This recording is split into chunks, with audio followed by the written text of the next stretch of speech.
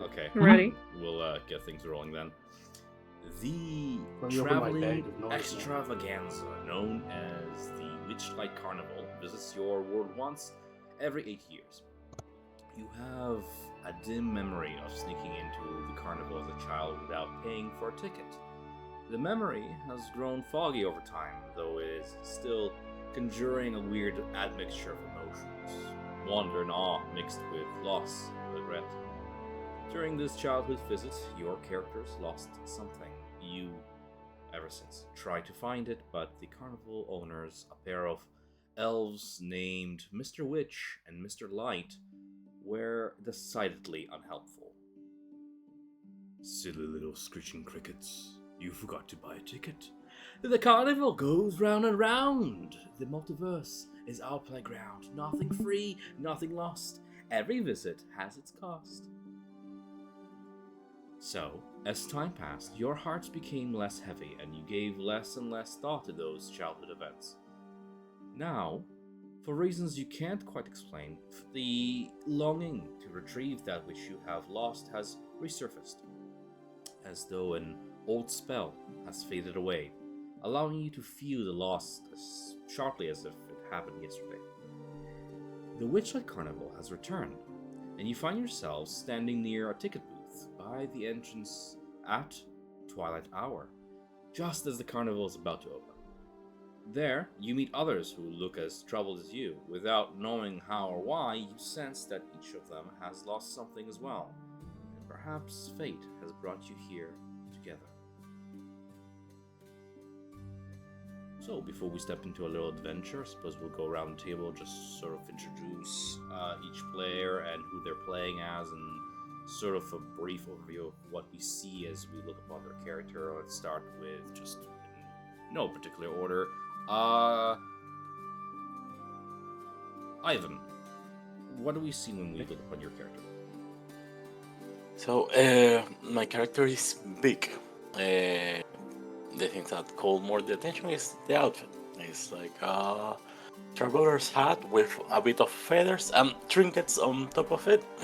You see that it carries like a purple jacket and a big oversized cloak.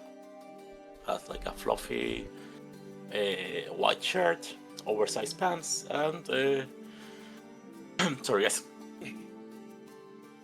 boots.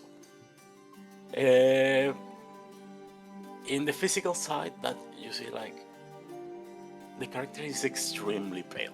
It's like goes like material. The skin is super white. The eyes are you can barely see the pupil, and the hair is also like really white, and it looks like a ghost in the land. It carries like in the hands a deck of cards, and you see like it's playing tricks along the way, and has asked you many times if you want to play a game.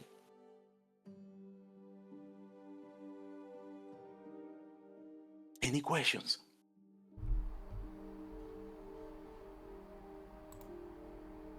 Can't say I have any.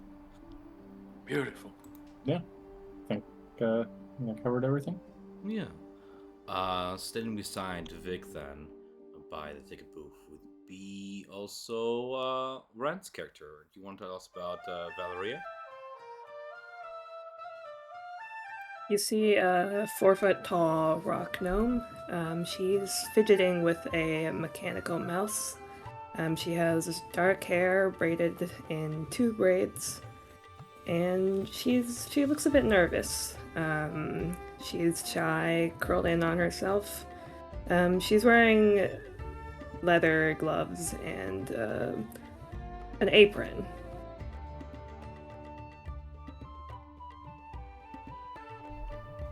Cheerful. And last but not least, among the trio by the ticket booth would be Trent's character, Gust. Next, I'll use a 6-foot tall tabaxi, normal tabby style hair of brown and gray. He's got the normal traveling bard's outfit on, but there's a little a little dullness to everything around him, though he smells like honey, and he just keeps sniffling and looking around, and you see he's trying to look to see if how wondrous the carnival is again, but there's just a little something missing from the joy of it. As you gaze about the wonders around, you see the first stars of night twinkle above the apricot sunset. Giant dragonflies whir overhead, trailing streamers, and a low mist curls over the ground. Through a floral archway, you glimpse wondrous and vibrant creatures. Elf stiltwalkers, dancing fairies, and painted performers. Everywhere there is laughter, pixie dust, bubbles, and the wistful tune of a whistling Calliope-like organ instrument. Standing not too far past the ticket booth would be the last of our two adventure here. Quinn, do you want to tell us something about Mary Twinkletoes? Mary's taking the sights. Yeah. So Mary Twinkletoes is a forest gnome, short in stature even for a gnome, wearing what could best be described as a child's wizard's outfit. Mary attended the carnival as a very young gnome, and despite the curse that was laid upon him, he liked it so much that he realized that he just had to be a part of it, and so he sought the carnival out to become a traveling performer and to participate in the light shows that are offered by the carnival. Wondrous. And beside Mary would be a longtime friend and fellow co-worker, Mads' character. Wally is this very short, like a foot tall white rabbit with these fake fairy wings on his back and a high-vis vest covering his body. To avoid being stepped on, as he is very tiny, he tends to travel on the back of his friend, the blink dog, Cheddar. He essentially focuses on the safety of the carnival, and when the carnival is on and safety is checked off, he tends to walk around different carts and just talk to the different people. Yeah, he's tiny and he's neurotic, so let's have fun. So as we all gather together here, I'll shift our camera toward the ticket booth, where visitors may buy tickets by the main entrance. There is a silver statue of a dancing fairy mounted on top of the roof of this ticket booth and surrounded by these fluttering butterflies. It's quite wonderful. The booth is decorated with an animated depiction of the night sky with shooting stars arcing above it. Manning the booth is an elderly goblin perched behind the ticket counter, peering at the three newcomers quizzically through a spyglass. He lowers the spyglass and calls out to the three approaching with he's old, so it's greetings, fairgoers.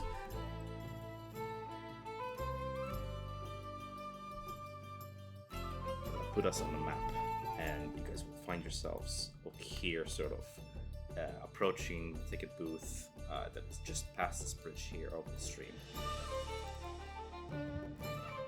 I would start walking over and say, hey. And I'll start pulling out the ticket. You don't have a ticket. You reach into your pocket and realize that just like in childhood, you don't have a ticket. They are purchased here. Yeah, I thought I had it. Hey, how much for a ticket? 8 silver pieces. If you are an adult. For a child, 3. 3? Yes, of course, if that's too much. and paying money is not in your pockets as of today. We could always settle for a little bit of a barter.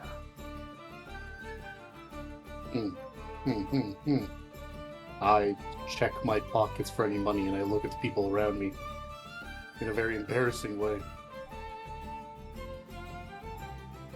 Do I have money? Am I poor? Do you have money? I don't check your inventory. Do you have money? It's okay. I got you once more, but the tab is getting bigger. And I put coin for the three of us. Cool. 8 times 3 silver pieces for the 3 of you will wield you 3 of these prismatic colored, rainbow colored tickets to the fair. The ticket master, named Nicholas Midnight, explains that these tickets will grant you access to most of the rides throughout the fair, and they'll get punched as the night goes on. You'll be able to enjoy an upwards of 8 rides before you have to purchase a new ticket. Okay. 8 rides. And dear Nick, just wondering, where is lost items? I see you have peered on the map behind my shoulder here. Here, you can have a copy, and he hands you a copy of the map. Lost property is where we keep all things lost and found, including but not limited to children. You see, sometimes a child goes awry and walks away from the parents, but nothing that our little kitty cat cannot take care of until the parent and child are reunited. I wonder if that's where Timmy is. Who is this, Timmy? Thank you. A friend I lost when I was a little child. I'm afraid we do not keep children for years. Oh, Did you that's keep other stuff? disappointing. What about, like, metaphysical things? Do you keep those? He doesn't seem to know what you're talking about. Can I just jump like... in here? I noticed that the bar on Spotify indicates that music should be playing, but I'm not hearing anything through the stream. Can anyone else hear anything? If you have it 200%, it can do it. Is your stream muted? It tends to be Perfect. quiet the when stream... people are talking. Yeah, the stream volume is just too low. Okay, thanks. Oh, I need to hear myself talking. Why? Fine, Trent, I'll turn all the way up and I'll be like, are you here to enjoy the rides at the fair? You might want to turn it down, take a boost, man. Nicholas Midnight just like holds up like an ear horn to his ear. Speak up! Okay. I mean, as I mentioned, here's a map of the I carnival. feel like I've lost something before. Yeah, you know. Oh, before I forget, for each of you, this is something to mark that you have indeed purchased a ticket, and he hands you each a pair of colorful cloth butterfly wings to wear. Explain that the butterfly wings must be worn to show that the staff, that you have paid, you're paid at these. Seems to be very, very important. We don't want to have an incident. So we gotta put them on right now? Or carry them about you, as long as they're displayed out and about. Nah, hell yeah, I'll put it on. Yes. I'll put on the fair. Why you gotta say yes that way, dude? Right for this one. Because you look good, you look marvelous. Have fun. Explore the carnival at your own leisure. We are open. I'll hang mine on my shoulders. Yeah. Looks very cute. You have all 8 hours to explore the carnival about. Do you have like a special item now? You notice that item to throw in the inventory. What did you say, sorry? I was just trying to add it to inventory. Oh, wings, yeah. Butterfly wings. So, what do you think? Where should we start? I think, why not take a look at the Lost and Found? Worth a shot. You gotta do that first. Why not do some cool things first and then go there? Yeah. Timmy's not there after all. We can take our time. Why not? Go. 8 hours. Yeah. This is if you guys wave past the ticking booth, it's fair to say that the two fellow which hand employees would see your fellow child friends of past Hey, coming your way. So the group gets together. Wally, The look! rabbit. Something that isn't me blowing things up. Who's blowing things up? Not me, that's for sure. Oh, it's you guys! Hey! what if I dap up the rabbit? You can try. His paw's really tiny. He'll probably, like, I s- poke your finger. It's like feet off the ground. That's still a dap up.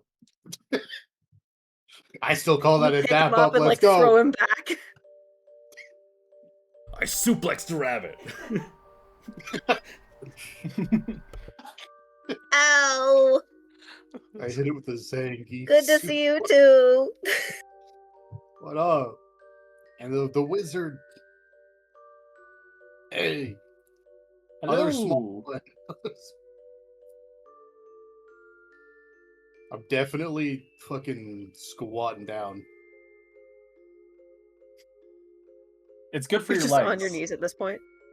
Oh, it's Maxi. I could probably do this shit. As you're doing this half squat to talk to your fellow mate, eye Yeah. to eye, you just feel the rapid inhale and exhale of something sniffing at your neck, and you just see the goodest little boy, Goodest of boys. good old Cheddar, the blink dog of the carnival, longtime friend of Wally's, sniffing your neck and just giving you a good old sniff and a lick and just slobbering Oh, on the yeah. place the way that those good big old boys, those big old bears do. Yeah, I do that thing, in the big face dogs, you gotta fucking ruffle their faces so it slobs everywhere. Yeah, and they don't know their sheer size, so they leave Yeah. their entire mass onto Yeah. both your hands, and you're like, oh! I do that. Yeah. Wally falls off as he jumps on you. Yeah! Live vicariously because I don't have big dogs anymore. Yeah!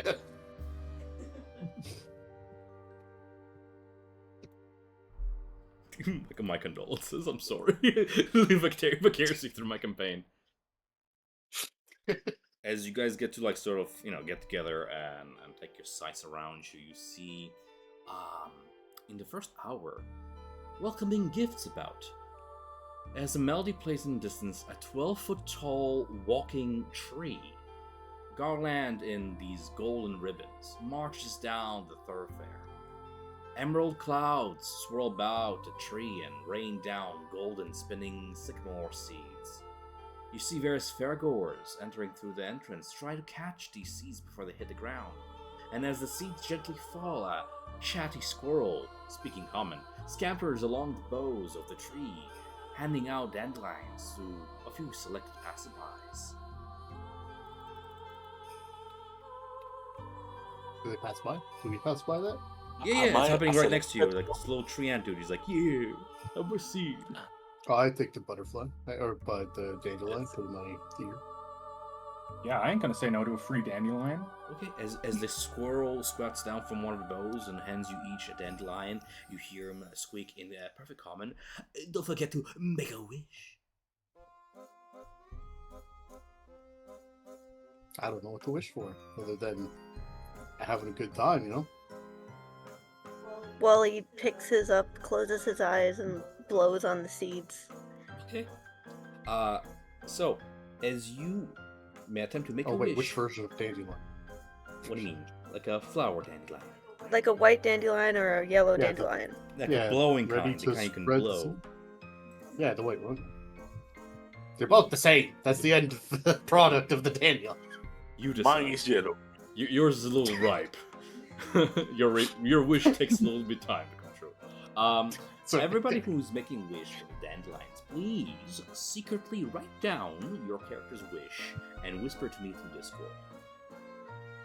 Okay. I shall Let collect me them and think. keep them safe. Like and... private chats? Yeah. Oh, yeah. Whisper them to me. And I shall collect these and keep them safe. And don't worry about them for now. But you have done that. You have made your wish.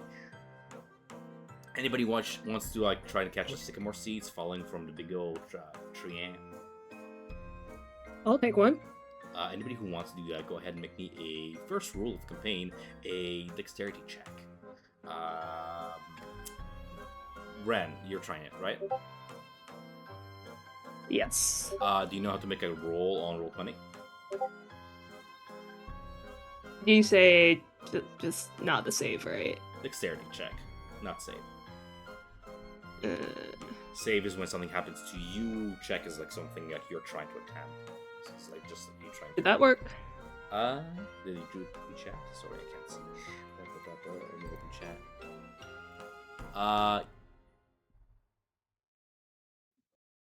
As you rush forth, do you have advantage for any reason, or is it just like rolling advantage at normal? I just hit the mod, but It's okay. So the first roll there is 8. Just a little bit for a low roll as you try and catch a seed before it touches the ground. Unfortunately, it slips past your fingers. Oof.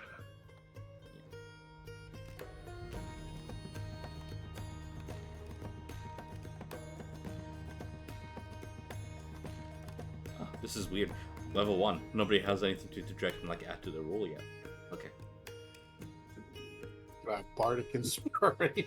Do you want to? Do you want to Bardic Inspiration? Get that leaf! Get a life! Get it! How does that work, Trent? Bardic Inspiration, how does that work? Where is... Do I even have it? Inspire another? I don't know. Is that what You this tell is me called what you now? have on your sheet. No, this is... I mean, we're Yeah, both okay. bards, so You can spawn on the Yeah, double Bardic Inspiration. Get it! We both yell. you can do it. Oh, wait. Do I roll it? Or do they... Well, technically the other person rules, but it's fine. With a total of 11, I'll just move on. With a total of 11, last minute, skidding on your knees to catch it before it catches the ground, you catch a seed. Ren, can you please roll me a d8 that will help you determine what sort of a sycamore seed gift you receive as you catch a seed? An 8. You gain a die, a d8 die, which you can add to one ability check you make before the next dawn. Huh. I'll put it in chat just in case we forget. Here you go.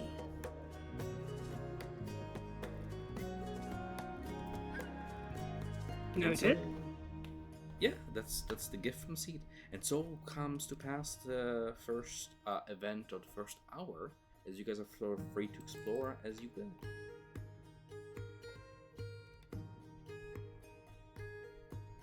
What do you guys want to see first? Yeah. We're in this side. You want snail race? I want a snail race. Yo, I love the snail race. Let's do this. Mary Snail starts like racing, let's sprinting go. to the snail race. Snail racing, yeah, sprinting. Alrighty then. Wally does his best to follow. Hop, hop, hop, hop, hop. Does anybody wish to split the party at this point, or are we all proceeding in the same direction? I think same direction for the moment. Coolio. Look. Ren, you can also move your token about. Or really, it's just for indicating where you are on the map. But if we're all going to snail racing, then I'll just narrate forth. The grandstands next to this race course you see are filled with cheering fairgoers, ringing bells, swinging rattles, and waving flags about. On the starting line, 8 giant snails are having their shells scrubbed by what looks to be pixies. Above the circular course, a wooden gantry hangs from the branches of a central tree where 2 goblins officiate the proceedings. Very much so, snail racing is a highly competitive, fast-paced sport that draws a lively crowd here. If you so wish, as customers, you may participate in the race as snail jockeys. But it does cost 1 ticket punch to enter. So, I will just jot down names of any of you who want to take part in the snail racing. Yeah, Mary's in. Wally is in Absolutely. as well. Let's do this. Wally. What? Snail racing. Just. Like, this only happens every 8 years, okay? Okay, Vic, is Valerie joining in or just gonna watch from the stands? I'm going to watch from the stands. Okay, cheering on. Okay. Watch, yes. Okay. As you line up, jock as you are, the mood lifts. I'm gonna go ahead and track the mood on the lower right of the map here. As the carnival mood sort of shifts upwards. Each of the 8 giant snails you see is assigned a crew of 3 pixies to prepare for the race. And you can see that these snails are like rigged as if they're like unusually fast. Hello, trans cat. Okay. You see there are 8 snails, and they each wear like colored comparisons, sort of uniforms, and have numbered saddles strapped to their shells. Their race numbers, names, and team colors are as follows. Number 1 is Shelly Moo, color pink. Number 2 is Nimblefoot, color blue. Number 3 is High Road, purple. Quickleaf, green. Flower Flash, yellow. Wizzy, orange. Queen's Majesty, black. And color red is Breakneck. Rush to the pink one. That's mine. Posted in Discord chat for the sake of reference. But yeah. I go to the orange one. Okay, I'll have to actually have to write this down. So, Trent pink, Quinn orange. Matt, which one do you pick? Wizzy? That's the best Wizzy. name ever. I'm going Wizzy. That's orange. Quinn is on that one. Oh, is it? Yeah. Sorry. I'll slap fight you for it. Let me at him. No, Flower Flash then. Flower Flash, yellow. That's yellow. Yeah, Okay. no, I want the orange one. Ivan, which one do you choose? I'm going Breakneck, red. I'm Red. changing its look. Neat. As the 4 of you then mount up, and we'll have Valerie just sort of join the crowd to cheer on. I want You to see, Bardic Inspire my snail before this. technically, according to some rules, you if you got see any inside or outside manipulation of the rules. Alright, I don't actually Bardic Inspire, Like, but I you tell can- it that it's got to. Yeah, you can tell it's a good boy. You can pet its shell and stuff. You can encourage it. That's within the rules. So this is how it's gonna. whatever snail. Well, it's You're gonna not whisper in right. its ear, "You better win." Talking drift. You see that? You see that rabbit? That rabbit's threatening that one. If you win, we'll be better anyways. Doesn't matter. You're doing good. Want to see your friend get an egg? Fucking win. Every snail gets a jockey. Any saddles not filled by you guys are filled by other attendees, as you can see. And all you guys will be starting at the start line. As fireworks will signal the start of a race, after which the riders will race the snails to the finish line in a circuit. I'm just jotting down the details here. The whole course is like 480 feet long. The race is divided into sort of 6-second rounds. Once the race will begin, the snails will move along the track at remarkable speed. Like, as the fireworks bang, they dash forth at like 80 feet per round. Like, I have... Hold on. I have a picture for this. Like, you guys... Hold on, there it is. Talkie Drift, let's go. Not expecting the actual speed that these things have, I'm pulled backwards. So without riders, the snails are like sort of an even match. But as jockeys, you can try to sort of improve your snail's performance by patting its shell or speaking words of encouragement, bardic inspiration, or whatever have you. I'm not gonna do initiative rolls here. I'm just gonna, like, once per round, essentially, I'm gonna have you all make me a animal handling check. And depending on whether you succeed or fail, that would be like a measure of your speed. So if everybody wants to do, like, as the race starts, give me that check now, and I'll roll for the 4 offers,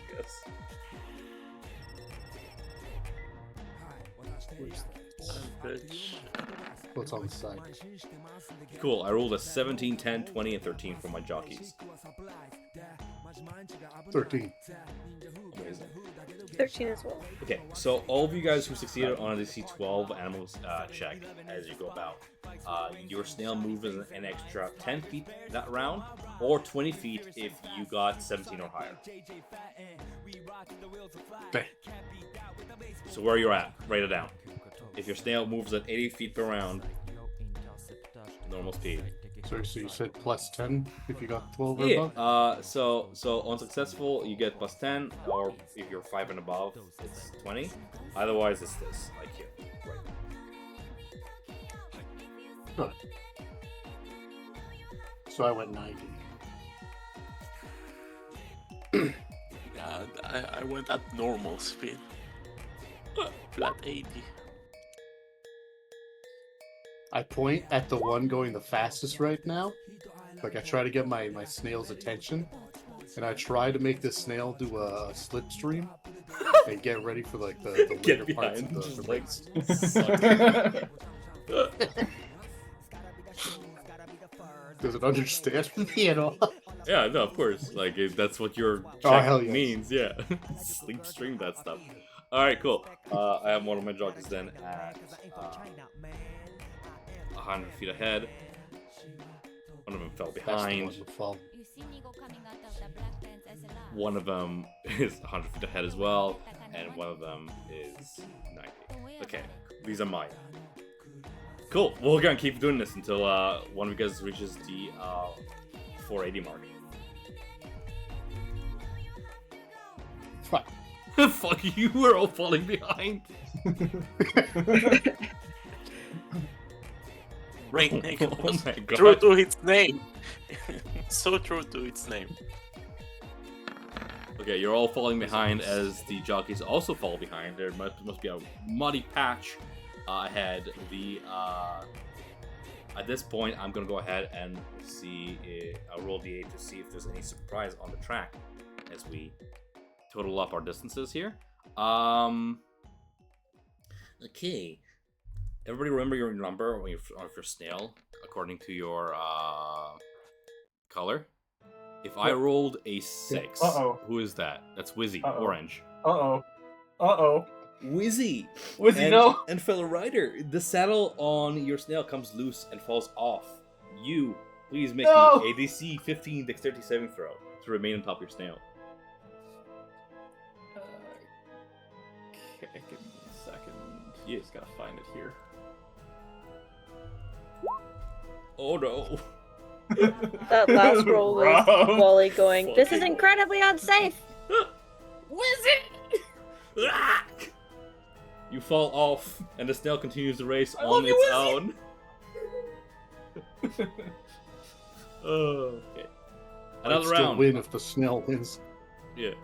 As we're totaling our totals here. Another round. Oh my god, so slow. So slow. Uh, 20. These are my jockeys. Oh, I'm pulling ahead, guys. And I'm rolling a d8 In for surprises. in the meantime, can I look around to see if they're selling anything in stands? Yeah, for sure. As the race goes on, you look about for like food and stuff. Yeah, food. Yeah. Let me check. Bum, bum, bum. Just jumping in my notes up and down.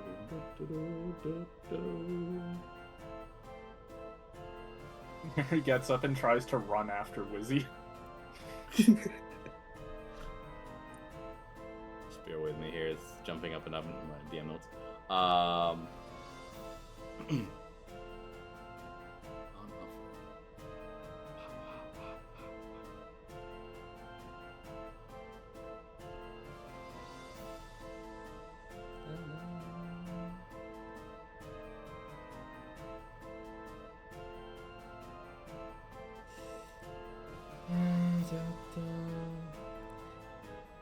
Yeah, there's a very small stands here. The fair boast. Each of them sort of ran by Witchlight hand with variable races, goblins, even an ogre among them, some dwarves. Some of the stalls sell these sweet snacks and drinks that you can purchase for one ticket punch. You can buy a snack served in a large floor petal, or a beverage served in this like fist-sized snail shell.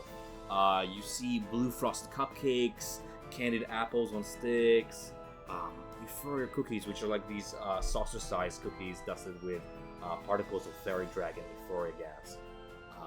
Evening berry wine, this sweet, non-alcoholic drink.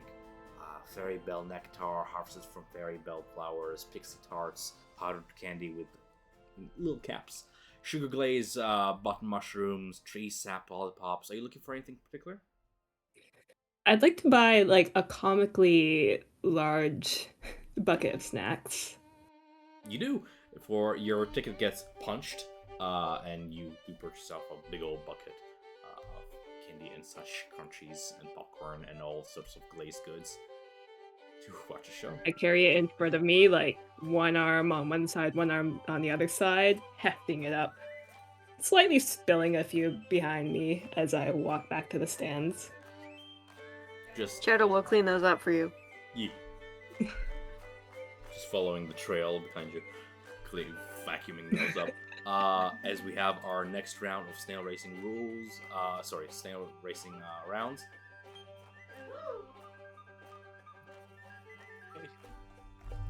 I'm catching up.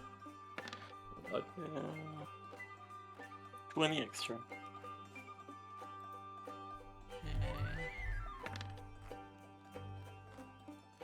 who is on Queen's Majesty? Is that one of mine?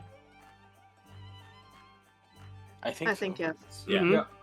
Right now, Queen's Majesty is second in the lead, right behind, I believe, Mads, who's dead ahead. Where's Trent at? I didn't roll. Are we at the next one? Yes. Oh, Just what was that? 270 plus 80? So 350. We're so close. yeah, approaching last leg off the race here. Oh, wow. Dust and Mads are like head to head. Quinton's. I'm on foot. A little foot just running behind Throw him. a stick in the way. And the last leg of the journey here. One more check for me, guys, as I check for any surprises on the last leg. Ooh. Last stretch. Is that even? 40 más 50. Doing math in Spanish. Nice. And that's how I inspire him.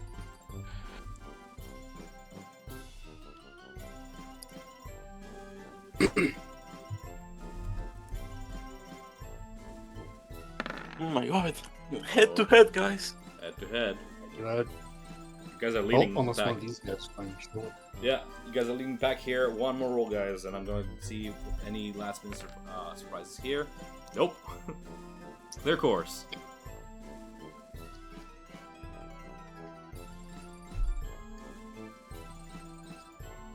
How dare you? How dare we die? Riveting simulation of race. Math. Especially after Ren had to do all that statistics work. Had to. Getting to do math is a blessing. Only you think that, Gwen. Yeah. So where we're at on the Not distance? true. I'm then? sure there are other people Oh, who we do. have I was at 510. 5:10. Yeah. But Okay. where Mad's at is I'm also at. Oh, we have a tie. We Yeah. do. The two of you roll me d20s. If two or Ooh. more snails cross the line at the same time, determine the winner of the race by having those snails jockeys roll d20. Oh my god! Again!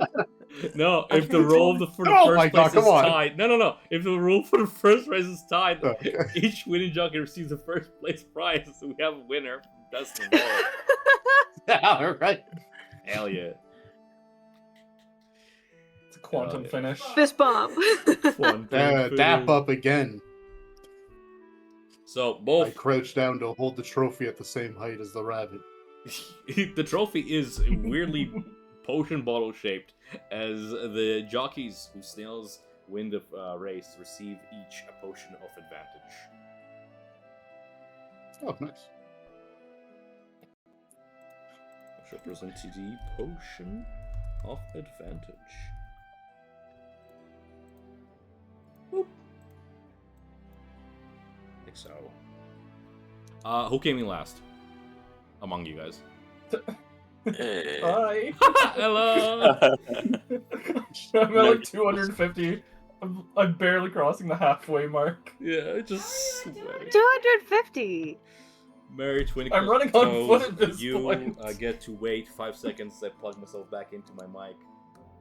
There we go. You get a consultation prize. It's a magic wand. Ooh. It allows you to cast Dancing Lights once. A gift. Yeah. Ooh. It's like a wand with like a tulip at the end.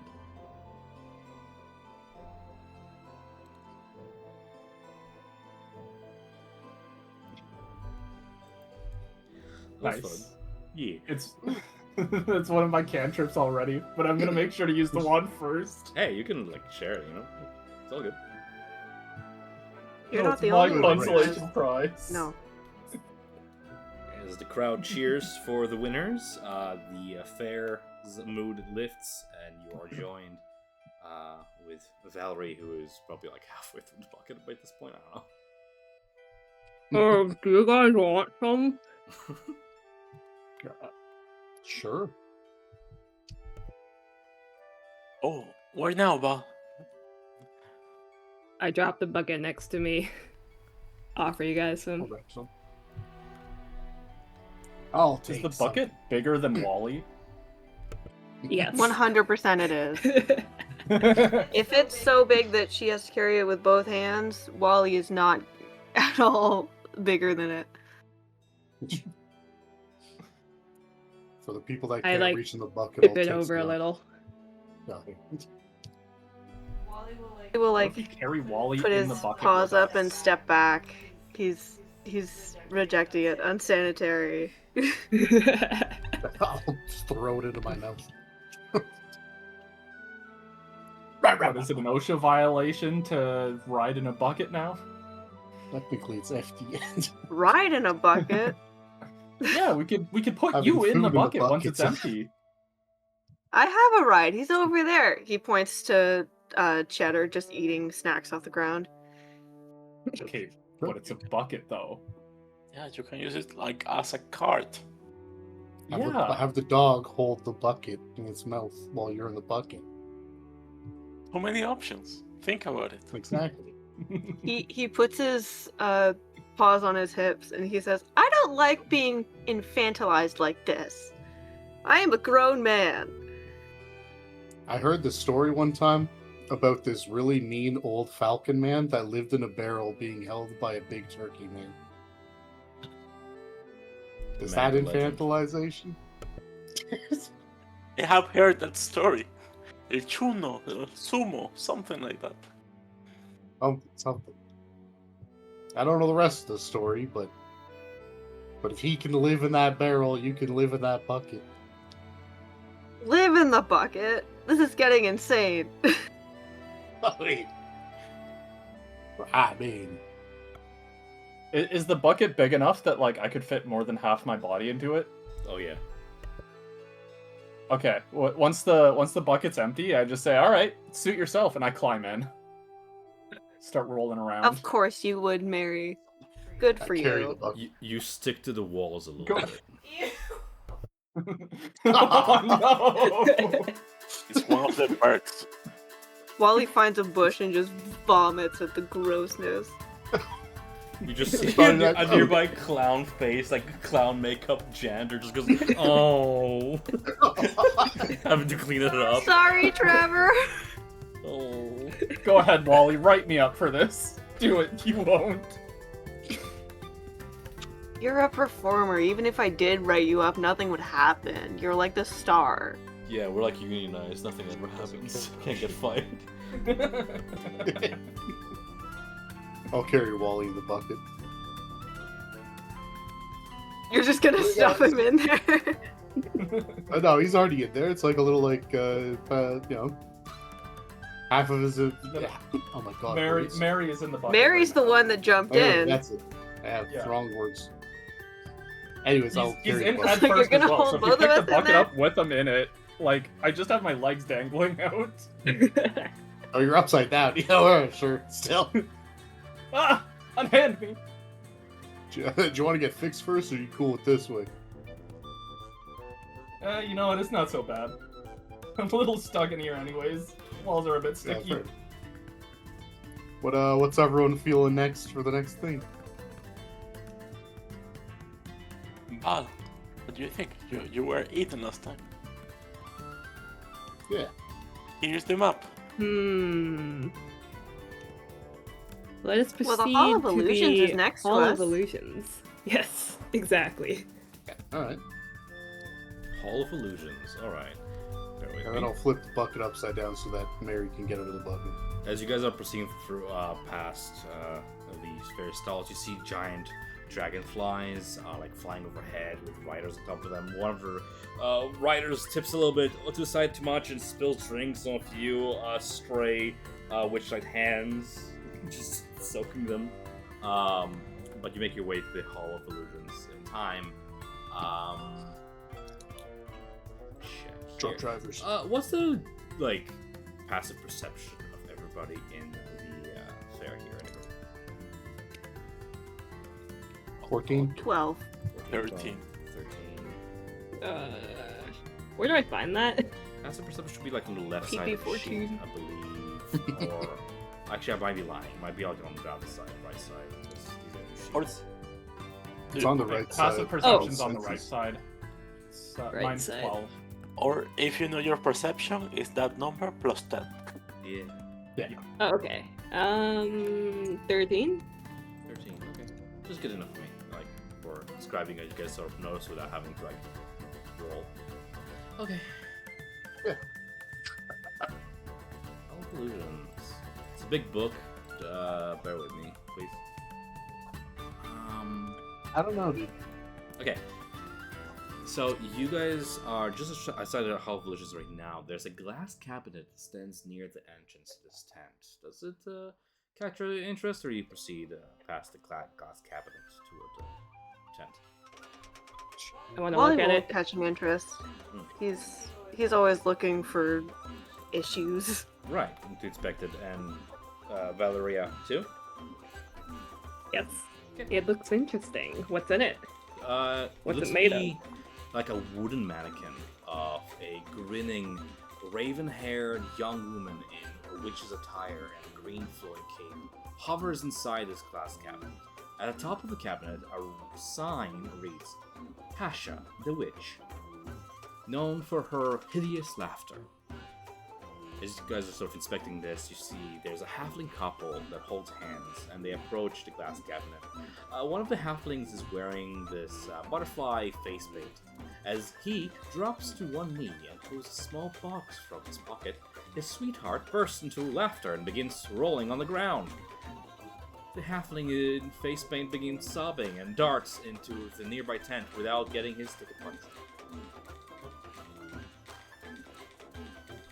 That's awful.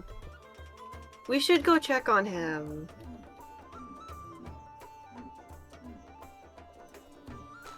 After we do this?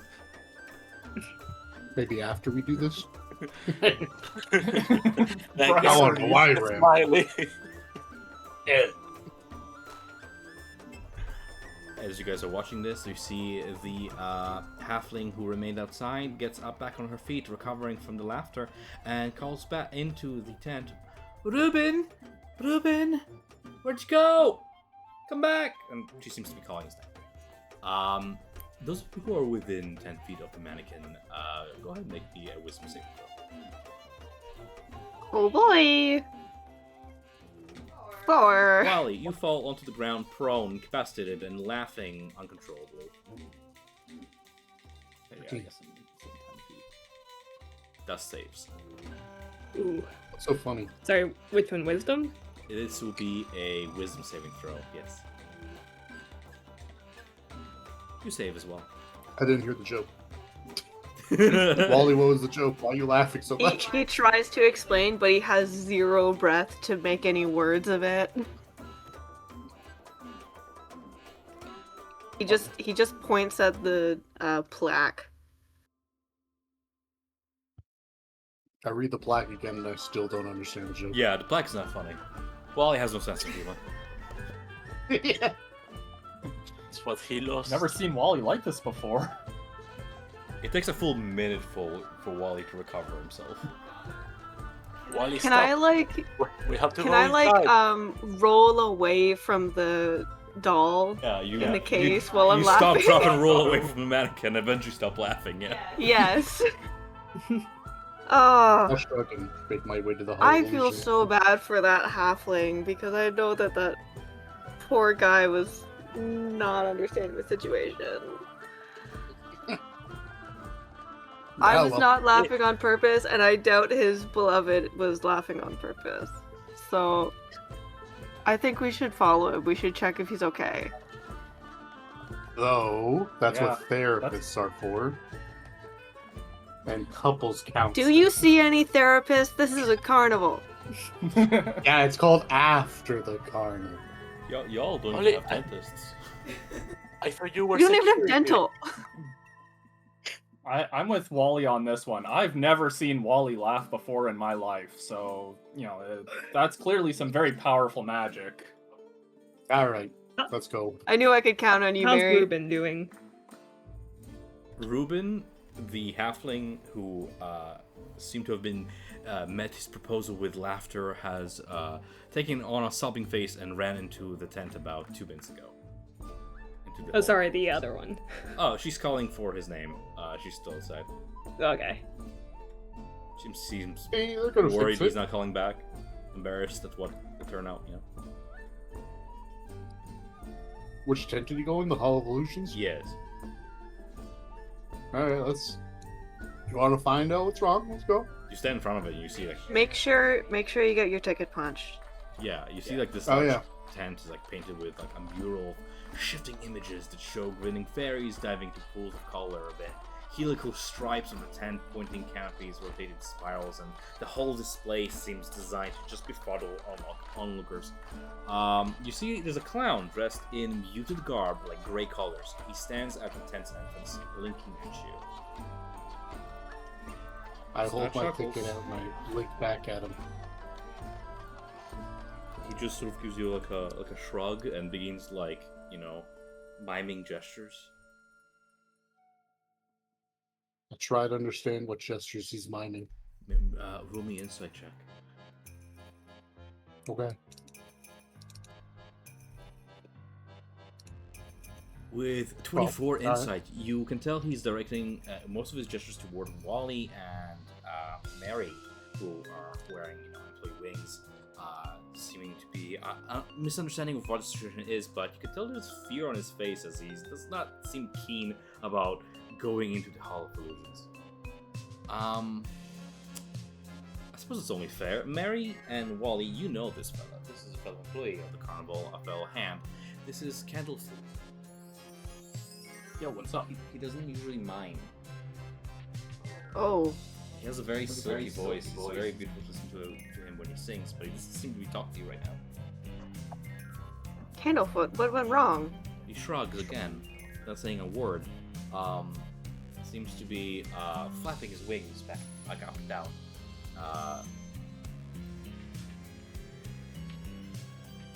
What's the matter? Cat got your tongue?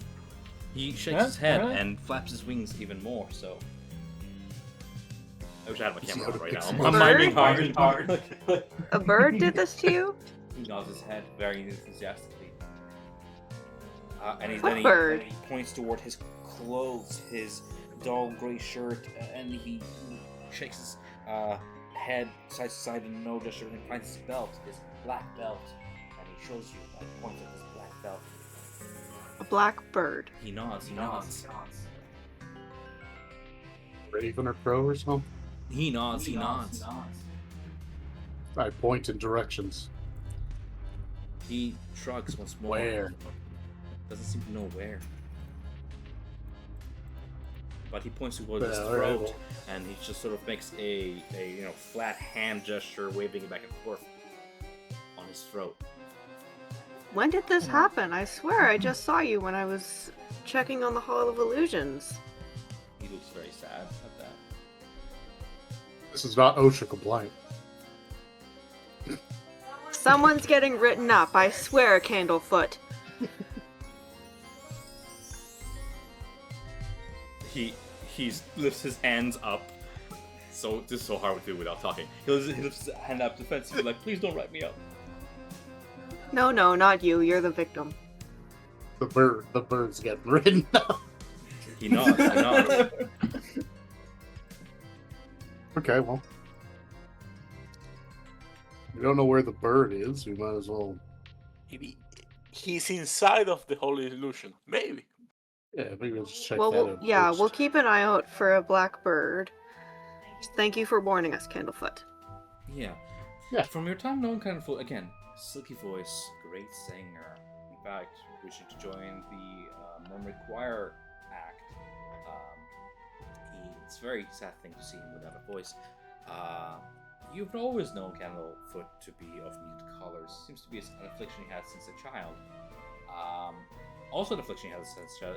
He is very much terrified of his own reflection, which is explaining why he doesn't want to. Why are you hanging out at the Hall of Illusions? He makes a gesture like I don't know who assigned me here. It's a stupid idea, like that. Muted frustration. The managers don't care for our fears. I grab his hand like it's time to explore. And you see, as I slowly, I start turning into Candlefoot. Turning into Candlefoot? Yes. This guy self is Candlefoot. Yes. So Okay. messed up. Oh my god. Yeah. Candlefoot So for those- covers his eyes in sheer terror. I don't think that giving him an image of himself is gonna make him feel any better. I don't know what you're planning. Showing Maybe that scare the voice of him? I'm Candlefoot, not his do you reflection. need to take a break? Do you need to go to You- the break room? He still has his eyes closed. He's just shaking his head. Just waving you to go away. Candlefoot, go sit by a tree, buddy. We'll find you again. Okay, he goes to find Now, the tree. does that constitute as a reflection, or is that just a doppelgang thing? With that, It seems to I guess terrify it did affect nonetheless. him.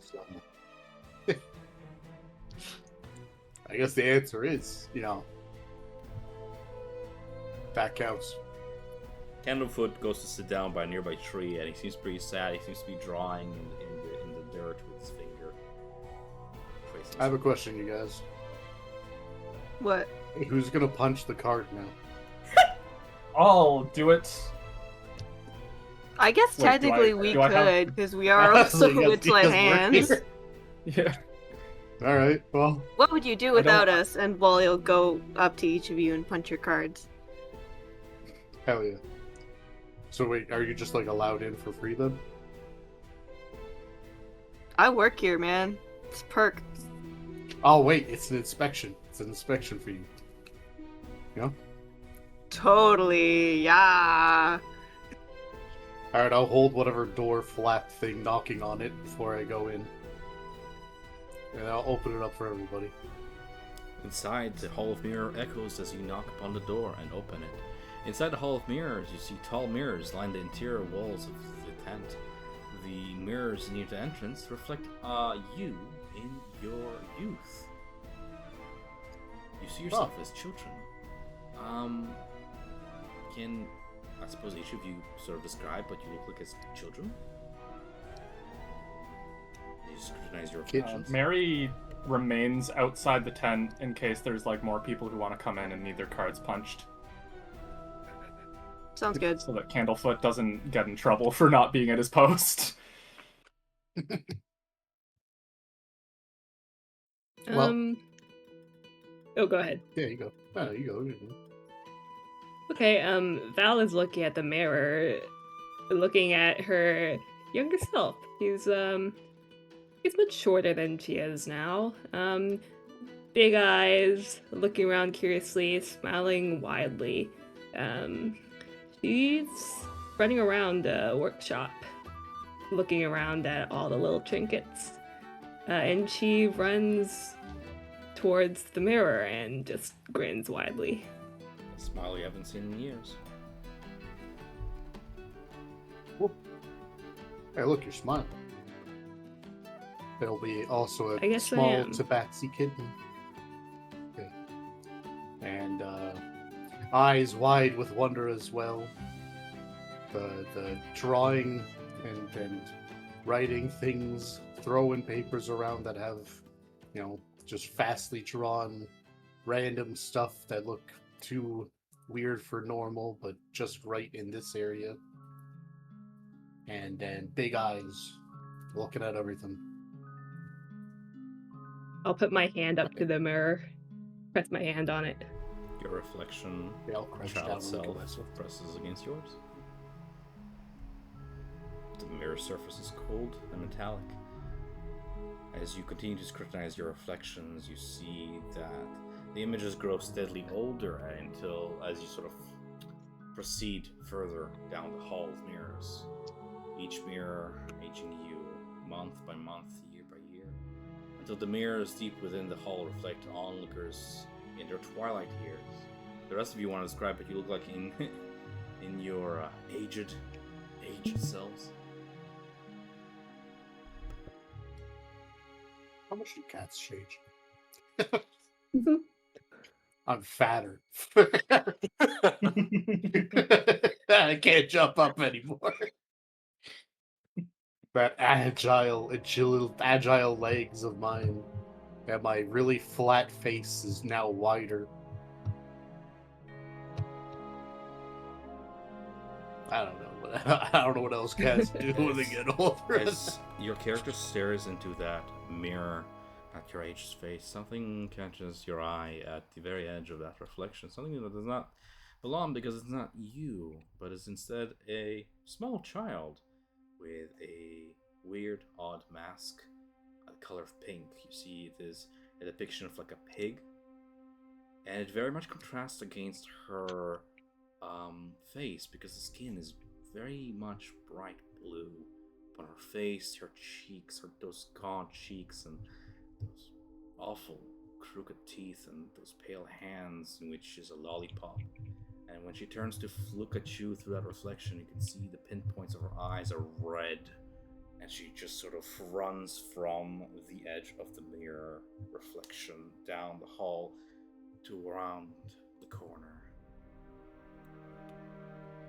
I kind of squeak and back away quickly, bumping into another mirror. Do you think that was... Wally will try to chase after her. As you give chase, I'll start rounding moving the forward. corner, you see the halfling from outside. He is halfway stepping through one of the mirror panes, through the glass, and the pig-masked little girl is holding his hand through the mirror. And as he's stepping through, you see he like de-ages into his child self, and they slowly I'm gonna fade grab his arm if I can. past you've spent quite some time outside. It has been quite some time. Unfortunately, by the time you reach him, he's already past the mirror surface. As you go to grab his hand, your hand collides with the surface of the mirror glass. There's a slight ripple as if you just bumped across like a waterfall surface, but the surface is solid, and you just watch as Ruben and the little girl like fade into that mist beyond the mirror, and then the mirror becomes reflected again, reflecting your reflection of the child. That's pretty messed up. We were too late. I see why this guy didn't want to come in. It was not me who scared him. Yeah, true. So what are we gonna say to the girlfriend outside? My idea. A mirror? Oh god. A Oh big no. lady.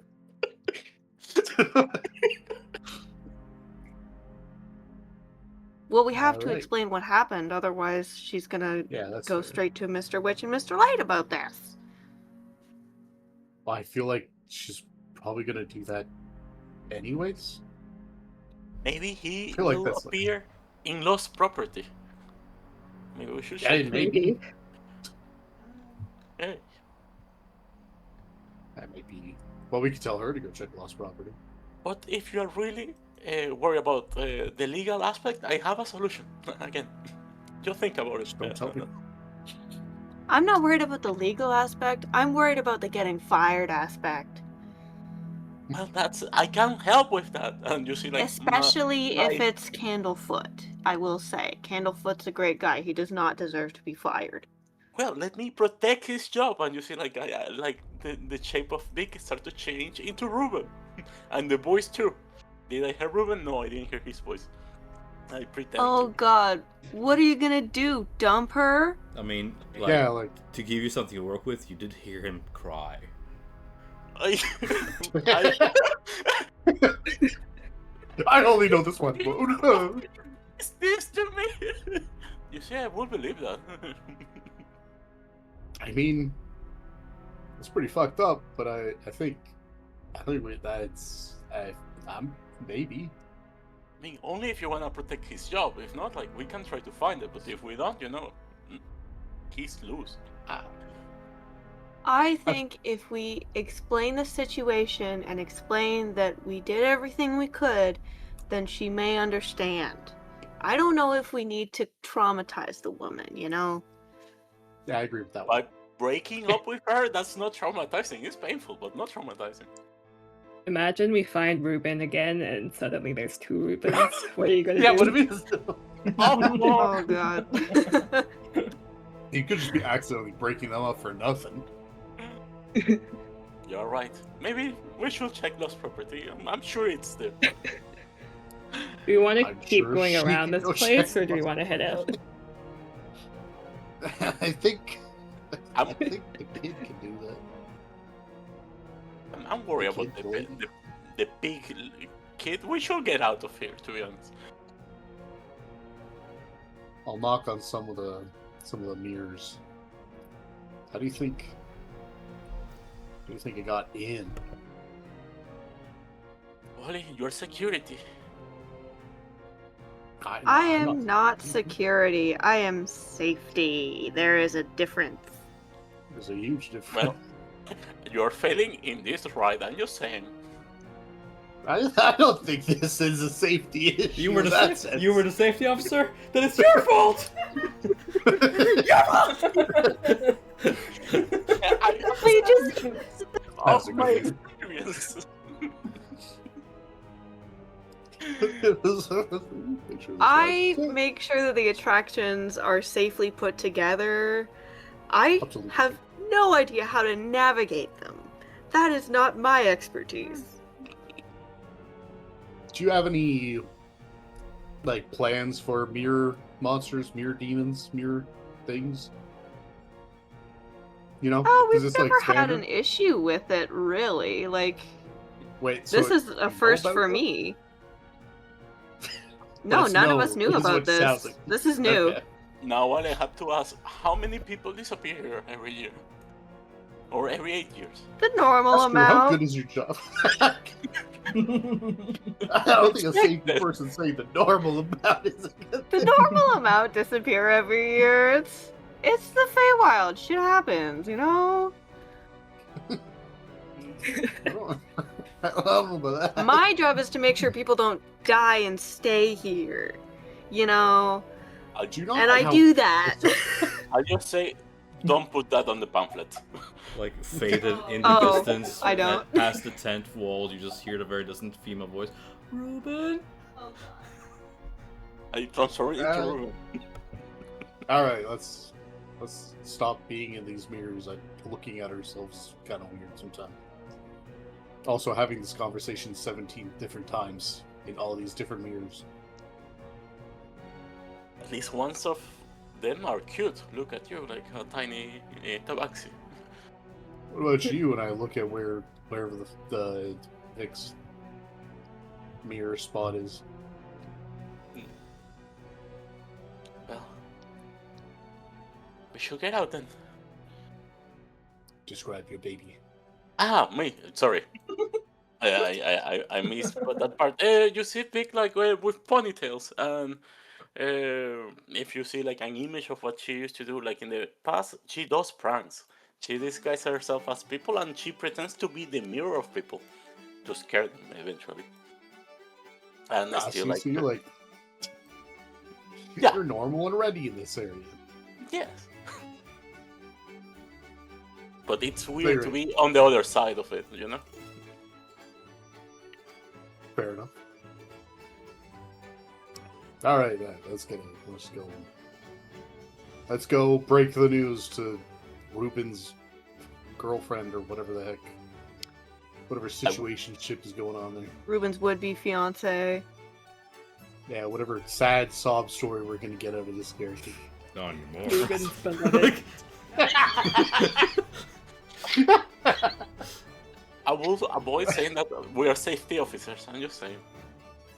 Yeah, no, he'll blame you for that. Jill, Hey, did y'all find Ruben? No?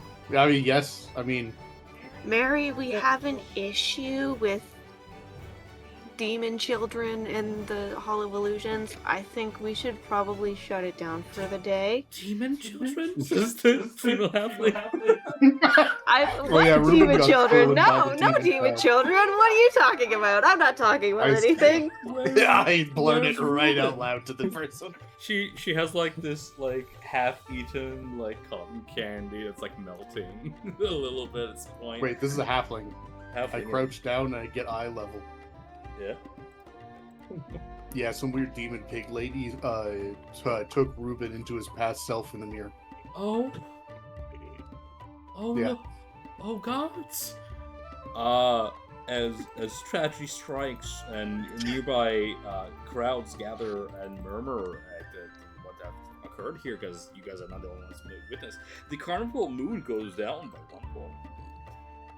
Understandable. Ooh, Yeah. I use Yeah. my wand. Yeah. Wand, dancing lights. Yeah, I put on a show in the sky. Look, guys, bright lights. Great. Bright lights. They just Oh. looks like Ruben's gone. Yay! That guy. Maybe I should think about where we talk about some of this stuff. I mean, some of the kids who are more Maybe. ignorant to the situation do clap and are entertained by the show of lights. They're like, "Yay, mommy, look, yay!" But like a lot of the adults are like, "Oh my god, who's missing?" Like,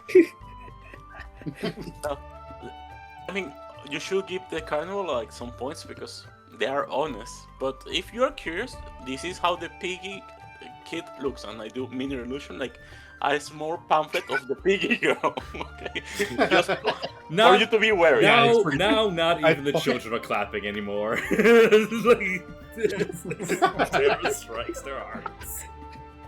To that point, I'd Vic and I go, yeah, that's exactly. It's pretty fucking scary, huh?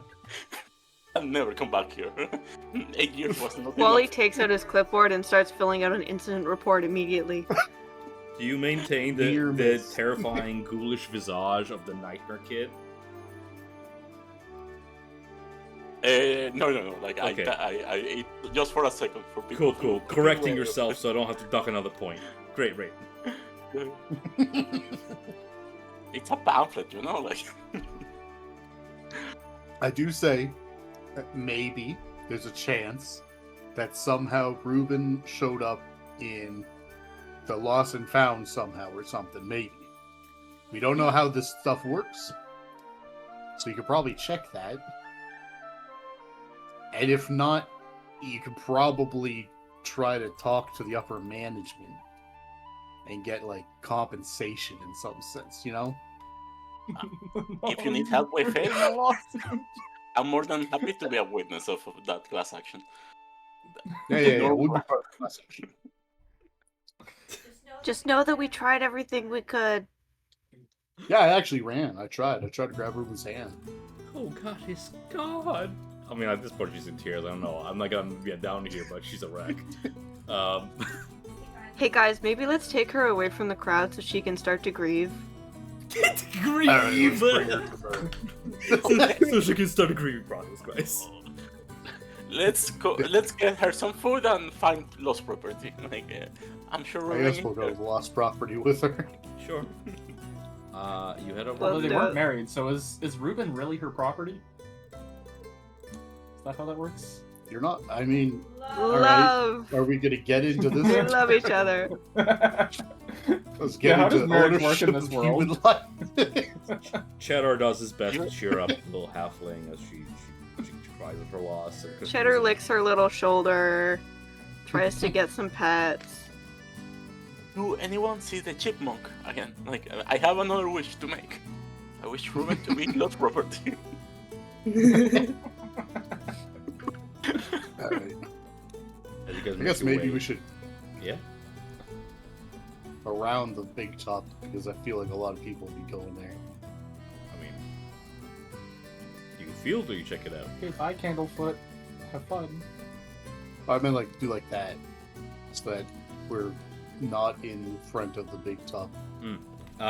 Is there a big crowd going into the big top? Or what? Oh yeah, absolutely. There's a big crowd gathering for whatever shows are happening inside. There's wars, music, and some jolliment happening inside right now. Yeah, it seems to be one of the biggest attractions. So then we'll try to go like the least walk path to the lost property. To the lost property, you walk past what looks to be a calliope, I think is how you pronounce that.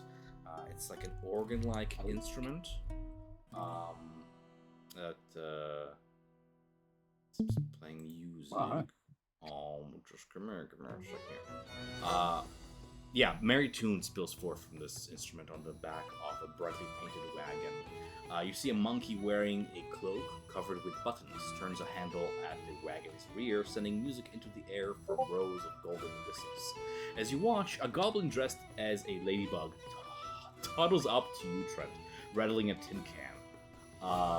This instrument can be heard throughout the entire carnival, sort of magically linked with the mood of the carnival. You notice that, like, when you guys like spread the news of Ruben going missing, that the carnival music went a little bit like askew, a little bit discordant. Yeah, the monkey turns the handle of the piano roll, and see punched holes in the roll of parchment to provide the melody. Nonetheless, the monkey seems to be turned to you with intelligent eyes and speaks in common, explaining that he is the result of a prank involving the organ grinder, his ex-pet monkey, and a leprechaun, and a great quantity of Bramberry wine. The organ grinder's mind has been swapped with the monkey's, but it just turned to disaster when the body ran off with the monkey's mind inside, never to be seen again. Nonetheless, Ernest, the organ grinder, has remained in the monkey's body to work on. As you guys approach, you hear him say, "Spare a button, if you please. I'll sew it next to all these. I offer nothing in its place besides a smile upon my face." Oh, aren't you cute? I'm actually a middle-aged man. I'll pat around to see if I have a button anywhere, but I don't think I have a button. You see the goblin dressed as Ladybug sort of moves up to collect any preferred buttons, and that's in cup. You deliver them to Ernest. I have Well, a he'll take a pouch. button off his hit me vest. And Valeria? I have a pouch. I'll take a button off of that. Yeah. They rattle at the bottom of the cup, and all the while, Marigold the Goblin tries to cajole you guys and bystanders into dancing to the organ music. Those of you who give at least one button to Ernest, if it can have, I think it was Matt's character and Red. I'm just gonna write it down. It's relevant for future story beats. Gave Has buttons on it. You What's wanna the give the costume guy a to have button? Hold on, I go through my backpacks and I pull out like 3 costumes that I apparently have in my backpack. I'll do Do any the of same. these have buttons on them? This one does. That's I fine. like cut it out of. And I Hey. take one for myself. Yeah, sure. Alright, I'll take the 2 buttons off of the costume and Cool. Swiftly, the monkey Okay, begins sewing one. them to his cape, one by one, adding to his collection. And as promised, he Hey-o. offers you nothing in its place besides a smile upon his face. As you make your way onwards toward Lost Things. While we're making our way, I wanted to be calling for Ruben. Ruben! Ruben! And casting the spell message to see if Ruben reply along the way. You get no reply. This is Can I dark. ask- This is dark. Can I ask Ernest if he's seen a blackbird? A blackbird? I have seen plenty of cockatrices in the upcoming show at Big Top in preparation, but no ravens or such, no. I suppose I I should see, yeah, thank one of you. them, keep an eye out. Got Candlefoot. Quick question: how often people get lost here? Just a random number per year. Well, he nods toward You don't lost believe the property. safety person? Children get lost now and then, but nothing that a little displacer beast, a warden, cannot take care of. Durla is quite a nanny. What about adults? How often did they go missing? And Yeah. more importantly, how often do they come back? They are found alive, I preferably. don't know if you want that answer. I haven't heard of I any think adults we want to going- keep that in. I had the only missing adult I know of is my old body, which, if you spot, I do pray that you bring it back to me. I do miss it. But you look so much better like this. I disagree. What is your old body? Give us a good description, Oh God, guys! and I'll pull out a pen and paper. I used to have the greatest plumage of fire, branded hair, ginger in color, and a matching beard and stash. And I did do sport a tattoo upon a cheek shaped like a club. And upon my wrist were piano notes tattooed upon each finger to denote my musical inclination. And I did wear the most brightest of purple garb last I seen it. But it has been years. Oh, and I have lost all hope. Perhaps one day Check you'll have lost property. fortunes. Right clothes? Yes. Pray, learn from my lessons. Do not bargain or deal with leprechauns. I draw the most bare bones, normal, just draw like prison drawing of him. About like that. You have talent, he says unconvincingly. Oh. Is it at least close enough that we can get this if we have a like? I'm sure If you during find your it- childhood, mother put many up on the fridge, yes? I mean, the dad did. Well, They don't were let me better distract back you then. with my woes from the carnival. Go forth and be joyous, and if you have lost anything, perhaps you should look over at lost property. And just sort of nods to the side. You see outside the lost property wagon, as mentioned, is this like large feline creature with midnight blue fur that seems to catch your attention.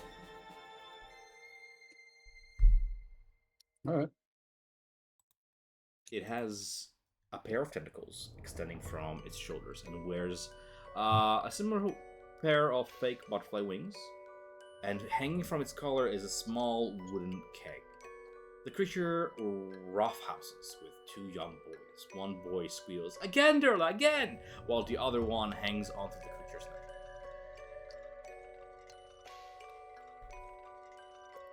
Put her on map. Okay.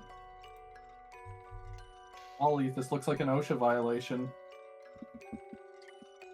Oh, Durla is a long It's just a time big kitty. is a long-time employee of the carnival. She is a grey-whiskered displacer beast that looks after stray children until they can be reunited with their parents. You see the keg Oh. fastened to its collar is filled with what looks to be toffee apple juice and fitted with a spigot for easy pouring. The juice never fails to console an upset child. You don't spot Reuben. maybe he's inside. You look around, you see the Spacer Beast is minding the two boys, while their mother fetches food and drink nearby. It's unusual, both in its position and its ability to speak.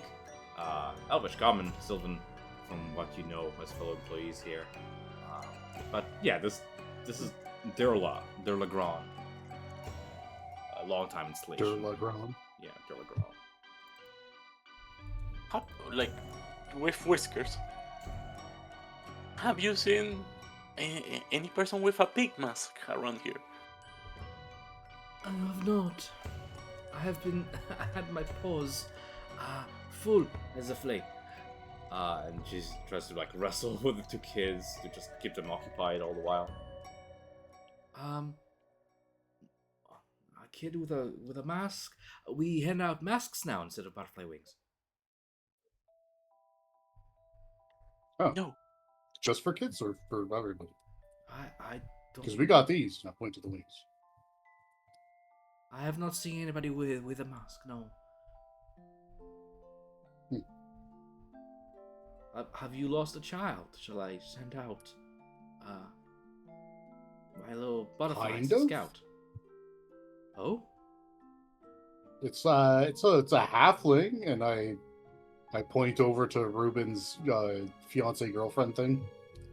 I transform myself into Ruben. We're looking for someone who looks like this. The fiance bursts out in tears upon seeing you do that. They're like, darling, don't cry. Here, have some of this. And she offers her the drink from her collection, which Read the room, man. Yeah. But it's quite concerning. She quite cautions that some things go missing from the Witchlight Carnival and never come back. Oh. She gets a very distant gaze upon her eyes when she says that. But before you can say more, one of the boys, the older of the two boys, picks up what looks to be like a mirrored ball from the lost property wagon. And in what you would know, Wally and Mary, what you would know is a rare moment of anger from Durla. Durla snatches the ball back with a snarl and flicks of its one of its tentacles toward the boy, causing the boy to dash away in fright. And then she sighs. Unable to leave the younger of the boys alone, Durla turns to you and sort of with a pleading look says, "Could you please go after him? I didn't mean that." Alright, I'll start rushing over to find the kid. His name is Vira, like the bird. Or Wally and Vero. Cheddar will go chasing after him too. Vero! Those of you who Wait, she didn't mean it! search for Vira, or go ahead and make me a perception check if you don't mind. All of us? Or just one? Those of you who go looking for Vira. 15. 15. Wally, with some help from Dust, you were able to locate Vero in a nearby candy stall.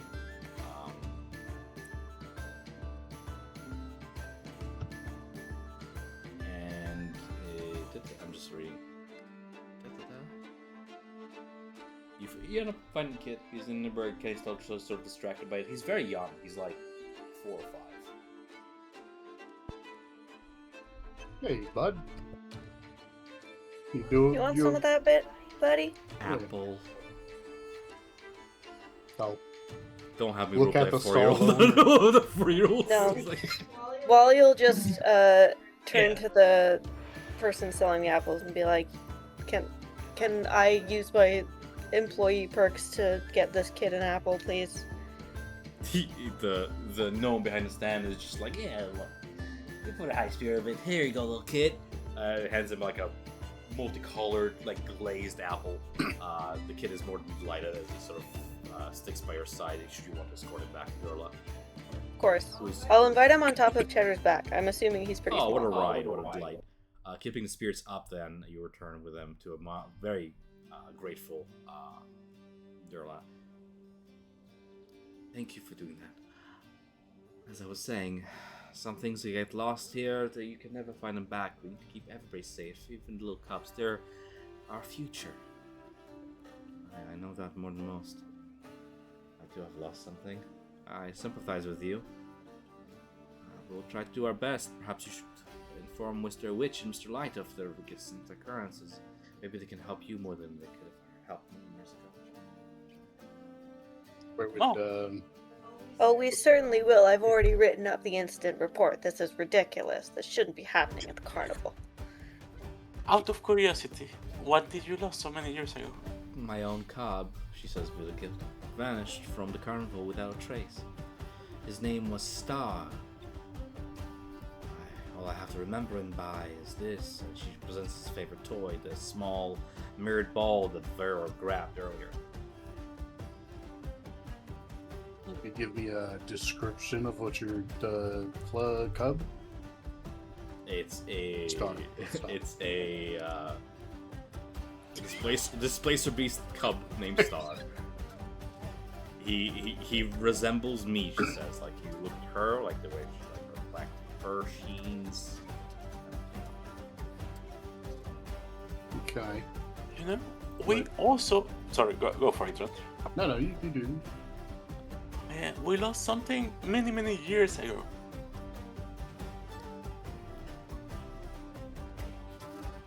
Well,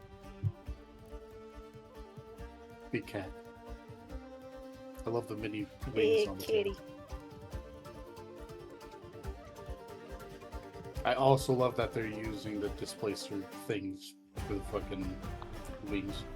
Guys, the internet is like playing tricks on me. Yeah. Yeah, you cut out when you asked about. Yeah, You I'm lost trying to. something in English. Yeah, like if we can find something like that is not material in this cart. That is not material. This dude lost and found. Like, everything here is material. Kids are material, and the Okay. items. I'm sorry. Are you looking for what you lost years ago? You do not find your sense of creativity or whatever it is you lost in this card now. Damn! Why can't my metaphysical loss and property be Right? here? Why can't the campaign end now? You find a Kafka painting and it speaks to you. And, oh wow, you win! That's it. Campaign over. Damn, I do love that. That is Wow, I truly wish I'd looked here absolutely- earlier. We're still working here for 20 years. Never once I've checked never been to lost Lost Property. I've only ever been at every other place. Lost Property is just out of my realm of knowledge. All right. Well, if anything, we'll just remember that you have a kid somewhere. Yeah. As Ivan's character like rummages through Lost and Found, weirdly enough, Vic does find like a pair of like purple shorts with like yellow stars on them and like a gold trim.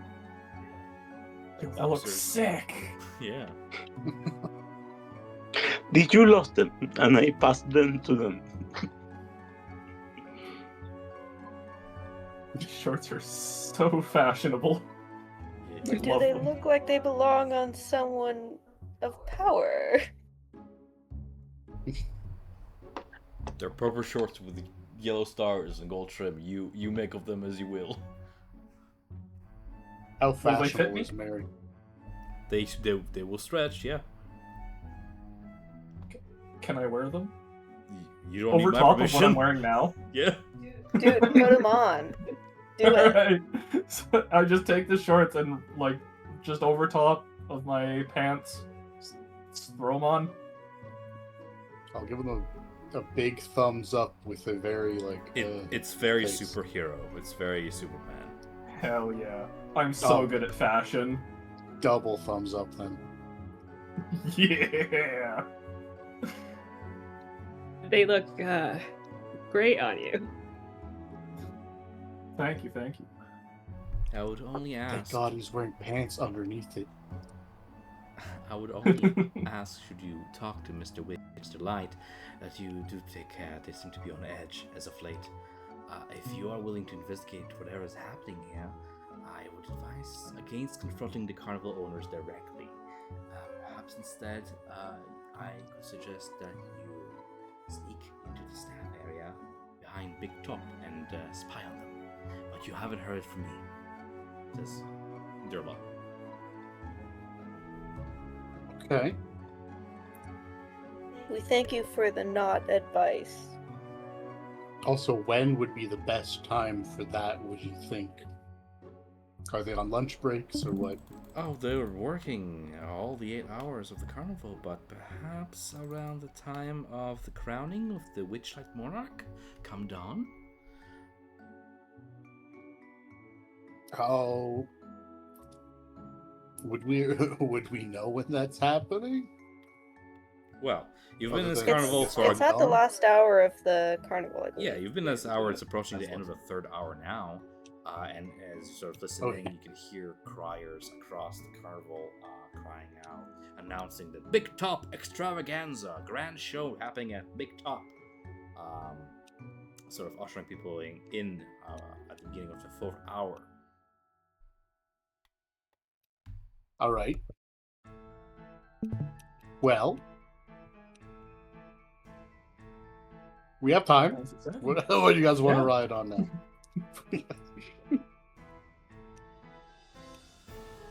Oh, you're going big top.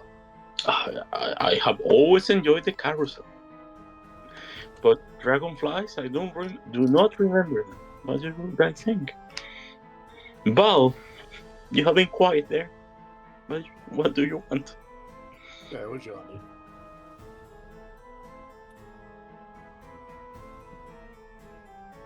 Oh, Ran, are you okay? Yeah, just one sec. Okay. no worries. So many options, I get it.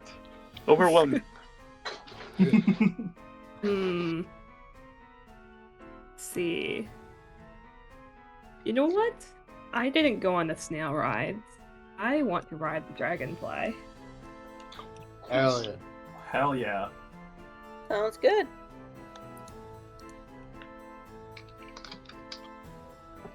So, Mary sprints over.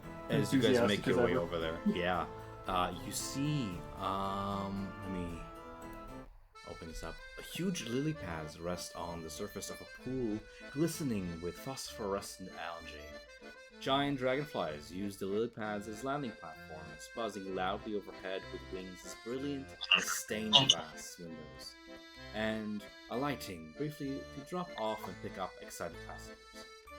Near the entrance, a small, smiling tree turns your way and beckons you over.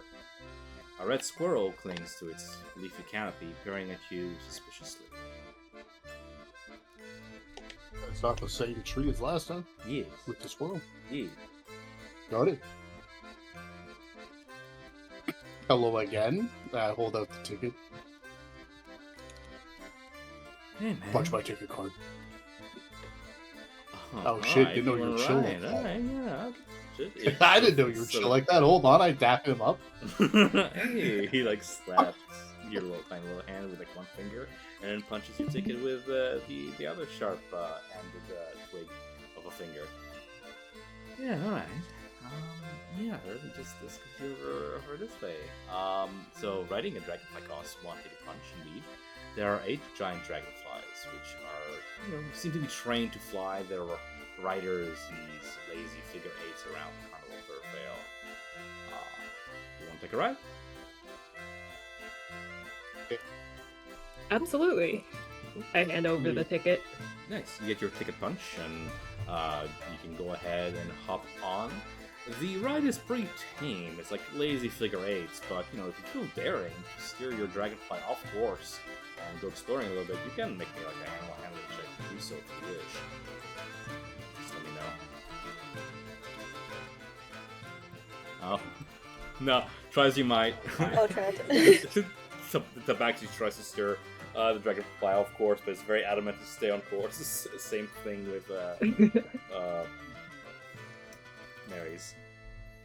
But with some surprising amount of skill, Valeria, you managed to steer your dragonfly off course and take a little bit of your own detour around. If you can describe to me where you take your dragonfly, you sort of stir it around. Go ahead.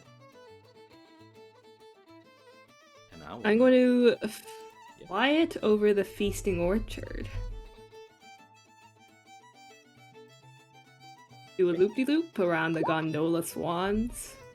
Fly over the big top, look at the crowds.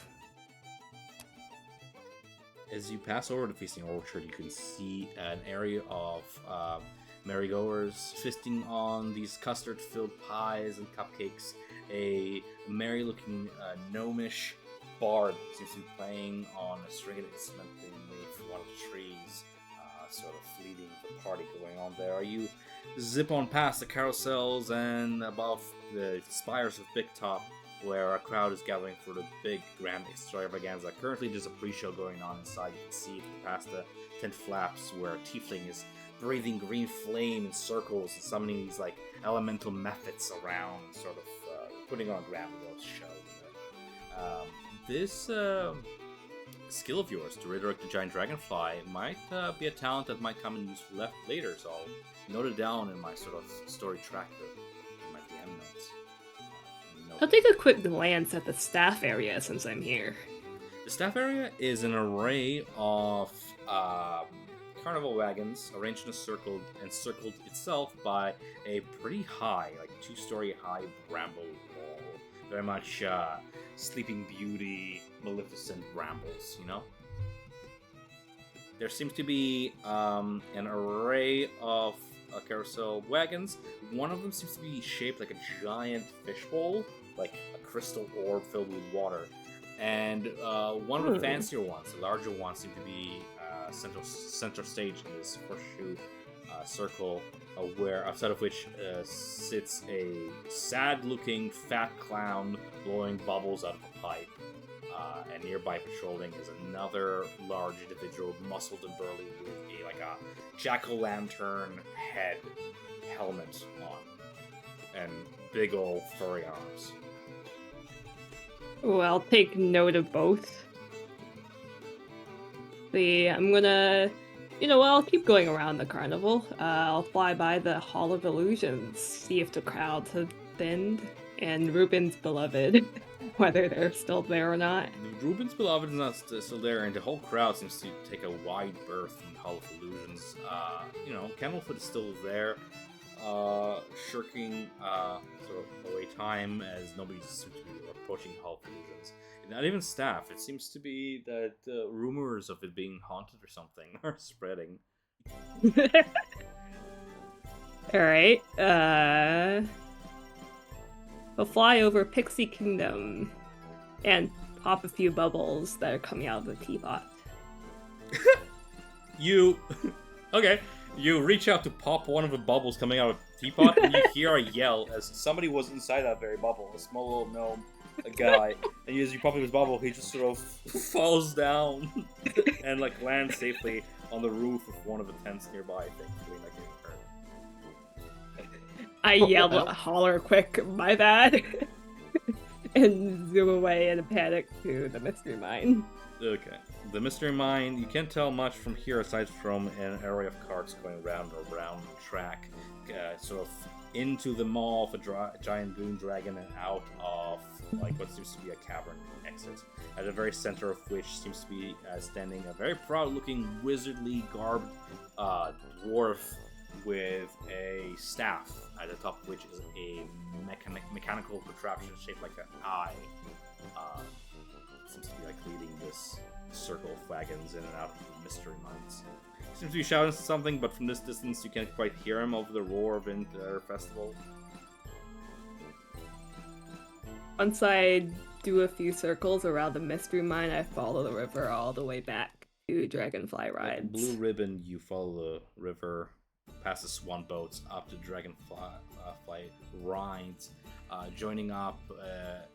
You sped around this entire carnival, and in that time, the lazy figure eights are complete for the rest of your party mates as you begin to approach your descent here. As that happens, you hear shouts of alarm erupt from a nearby lily pad. You see a giant dragonfly has just taken off, prematurely it seems, with a patron on its back. A middle-aged dwarf with a bright blue beard sits unfastened in his harness.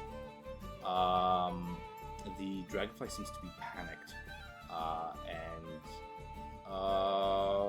the three of you on the dragonflies, you have a little bit of a perch up here. You want to make a perception check?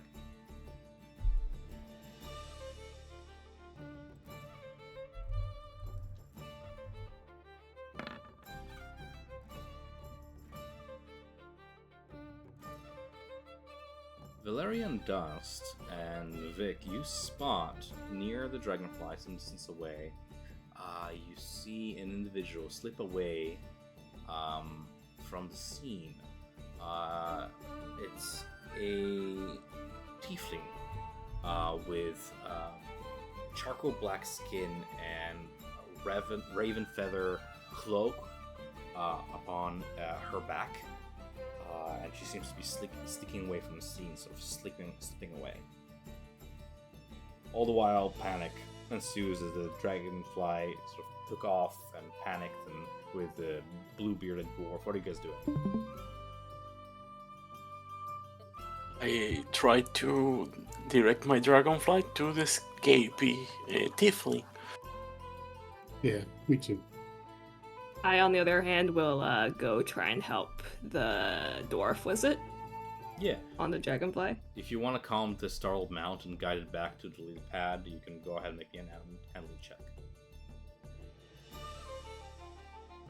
7. Unfortunately, is not a success. Cool. Failing to rescue the dwarf, he tumbles from Dragonfly's back. Luckily, his fall is cushioned by a tent awning, and though he isn't badly hurt, the mood of the carnival does go down one step.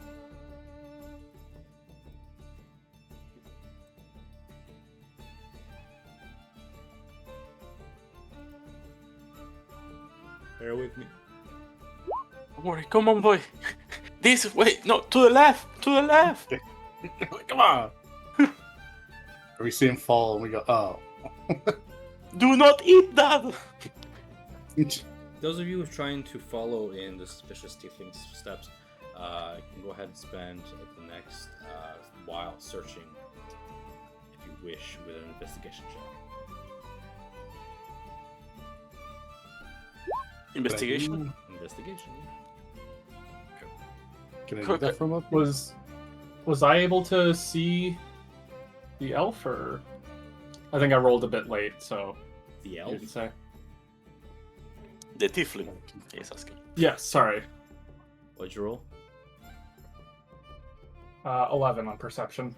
11 in perception? You were not able to notice it, no. Alright, I guess I'm just riding around blissfully, Nope. unaware. I'm still trying to fix my...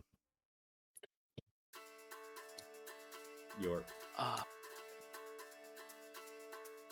I'm trying to fix my whatchamaname, my firefly, so I can't investigate properly. Mhm. Dragonfly. Vic spends the next hour searching for the individual for the cloud, and eventually it takes you some time as you separate away from the group, focusing upon your task. Do you keep going, wasting that hour, or do you give up? Waste the hour. Okay. You separate away from the group, and you see through the individual's disguise while moving through crowds and paying close attention to the suspicious-looking folks. The individual tries to flee from the main thoroughfare using tents and other carnival features to break line of sight of herself. If you eventually chase her down, you have the opportunity to corner her. If you so wish. I don't want to do it alone.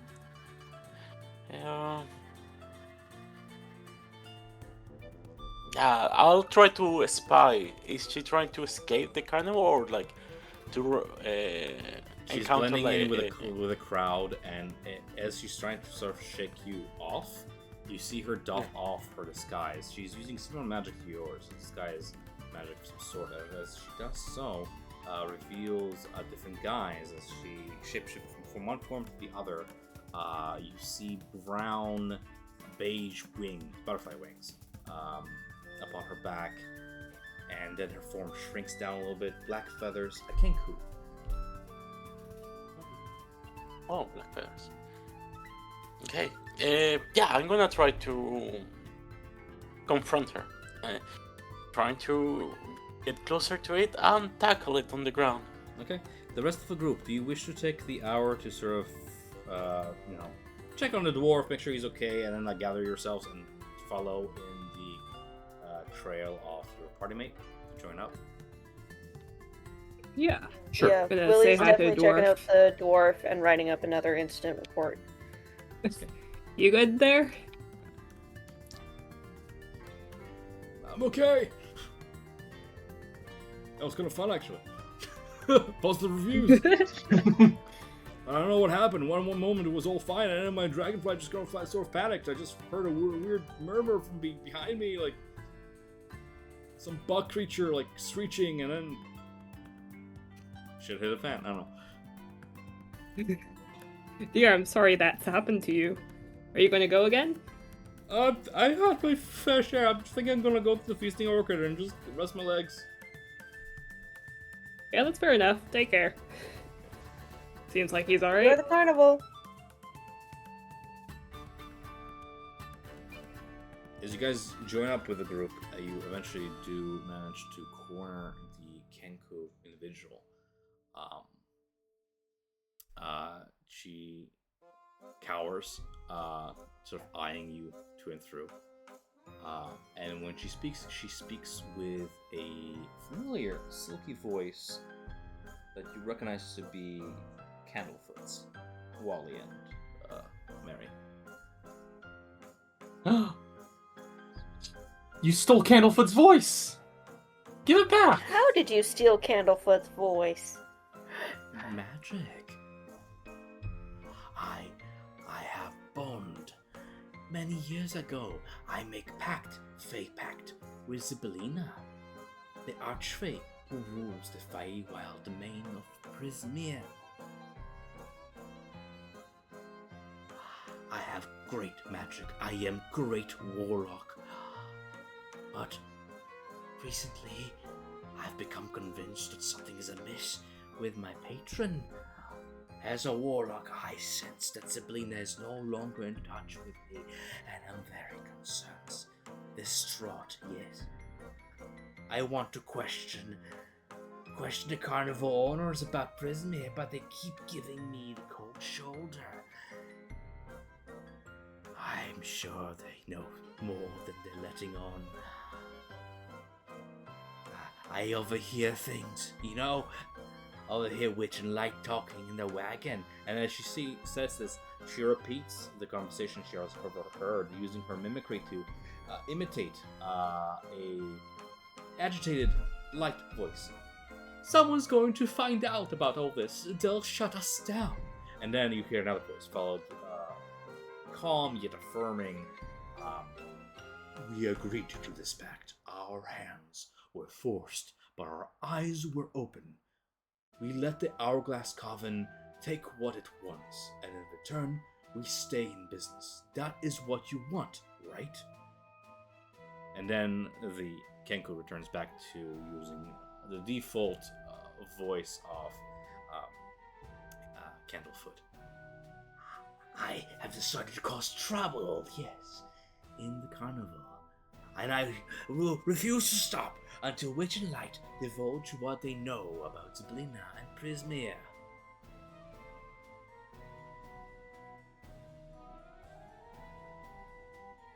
Hey, look at Wally and Tinkletoes. It's their carnival. I just want Candlefoot to get his voice back. He's my buddy. Yeah, we love Candlefoot. Then you help me. You help me get Candlefoot's voice back. I mean, we can help you, but... How do you suppose we go about this, though? I cannot enter Prismere due to the terms of my Fey Pact. But if you can find out what has happened to my patron, Zibelina, I bring voice back to little grey cloud.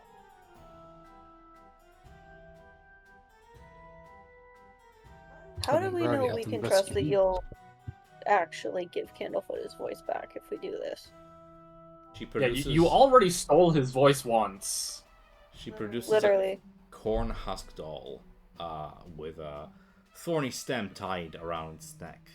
The doll clearly represents Candlefoot in some way, like a voodoo doll, and points toward what's tied around its neck, just sort of explaining how untying the stem restores the mime's lost voice.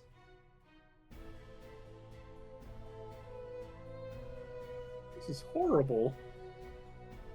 Why would you do this? I want answers. I want to know what happened to my patron, and they're hiding answers from me. So I spread chaos. I make a mess until I receive answers. But if you help, I stop. Well, the more messes you make, the harder my job is. So I guess I'll help you. Question: are you working with the big face little kid? And I transform myself one more into this creepy kid. Or sorry, minor illusion it into a pamphlet. She has no idea what you're talking about. Wally, you still have a problem. It's the dot, yeah.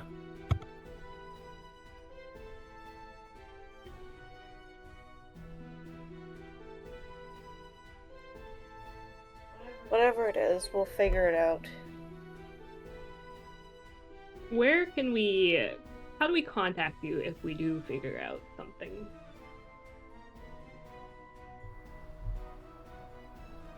I live nearby in the woods. I can map out up on your maps my place for you to return and report to me what has occurred. Okay. Sure. So what if you give us the doll and we do our part of the deal?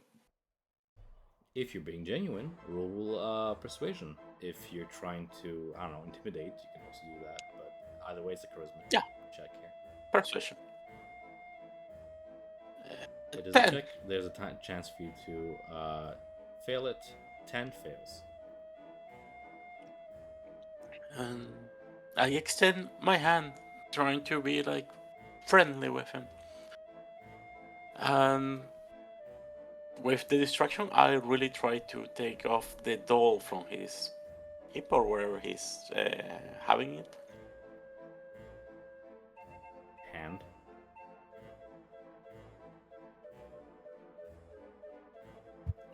Sleight of hand. A sleight of I'm trying hand. to grab some shit. It's not sleight of hand if it's in front of the Kenko. It's a dexterity contest. I mean, it's like how do you say, like when somebody tries to steal your watch when they are like near you, like Bruh, hugging I'm you. looking at a doll in my hands. You're not Oh, okay, heisting it's this in the doll hand. from my hand. Okay. Okay, no. Then no. Okay, got it. I thought like he put it back where it was. Shit. Okay, like no deal then. Well, we will meet Well, I you mean- then. Yeah. This here is my edge. The mime will not talk, and others will suffer too until I receive answers. You talk to Mr. Light, you talk to Mr. Witch. And maybe I make the mime talk. Until then. And she's just gonna cast invisibility on herself. Stick away. Oh, I think it's worth a shot. We also have that lead Verla told us about. I mean, this place is a hazard. I'm just starting to see it. As a kid, I didn't appreciate it that way. Now it's just a safety. Well, the kids hazard. don't see the problems, they just cause them sometimes. We're just lucky we survived. I haven't seen anything really bad in all honesty. I think we're fine. Is it time to go spin around on the carousel, or what do you want to do? Silver Lake Song? Silver Song Lake? At the end of the third hour, you start carrying announcements that the big top extravaganza is about to take place.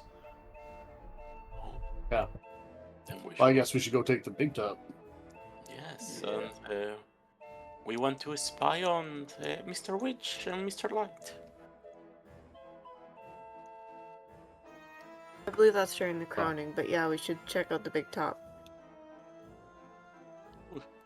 I'm so confused. I was so high in the sky. Oxygen is not back in my brain.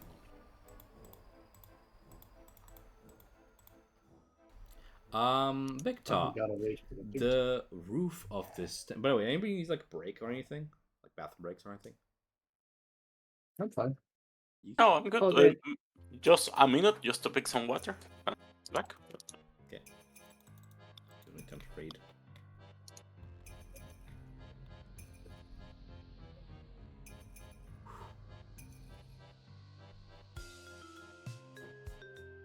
Good? Water. He's getting water. I'm gonna get He got Wawa. Get a pop. Gotta stay hydrated. Mm-hmm. Okay, I'm He's back. having a root beer. That's not gonna hydrate him. True. Don't tell him what he can and cannot hydrate off of. Is root beer alcohol? No. No, it's a soda. It's a sugary, carbonated drink. No, it naturally has no caffeine. Carnival needs more hype. Well, it's called beer then. Because of old his name. Well, you took the root of it, right? So that's the alcohol. It's like when you take a square root, right? You lose some stuff. This carnival has changed you. Oh, I just realized you guys didn't even talk to the tree dude. You just left Dragonfly Rise without talking to the tree dude. Oh shit. Oh well.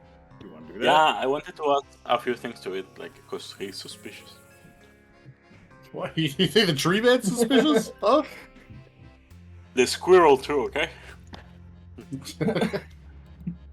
Can never He ain't trust a wrong, squirrel. squirrel. Exactly.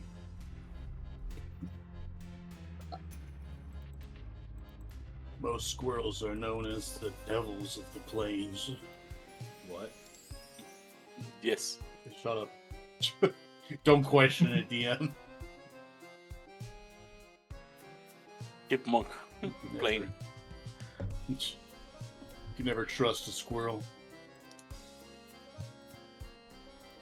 Their entire life is hiding things. You have a point there. Their secrets. Exactly. yellow When dust they mite. hide themselves. Do we want to talk to the tree and sapling before we move on, or? Oh yeah, like, if we have the okay, chance, forgive me. let's do that. Well, I mean, Yes, we talk with the trend. With me. Exactly. Do not question it. You talk with the me. Put the me as a species. The species. Yeah. okay. So My name is Northwind. What's your names? Hey, my name's Dust on Fingers. Oh, You it's can call me a Dust. radical name, dude. Thanks, man. Northwind's pretty radical too. Thanks. It's from the Feywild. My Nice. ancestors gave it to me, and one day I hope to be as great as they are. But I have a lot of growing to do. You know, I learn a lot from all of the people's stories. Do you have any stories, man? Like, I love listening to stories. Sure. I've never made my own story, but I've got a lot of different stories from around places, I guess. Awesome. Yeah, sit down. Sit down by the moss bed. It's so soft here, dude. Oh my god. I'll sit down on the Feel lawn. how soft the grass here around here. I did all the grass Dang. planting. This was actually a marsh before we came here. I did all this planting. And I like, it's so soft. Yeah, I'll join. Yeah. I actually like making it all green and nice here, man. You know, it beats what the carnival used to be. You know, you know, before Mr. Witch and Mr. Light took over, because they are not the carnival's original owners. You know, I'm not really supposed to talk about this, but they're not even from the Feywild, man. But it matters not an inch. We're all one big happy family here, man. He's right, Who you was know. the previous owners? Oh, that was Isolde of like the Shadow Realm. She was dark, man. No green, no fun. Things are better now with Mr. Witch and Mr. Light ever since they've traded places.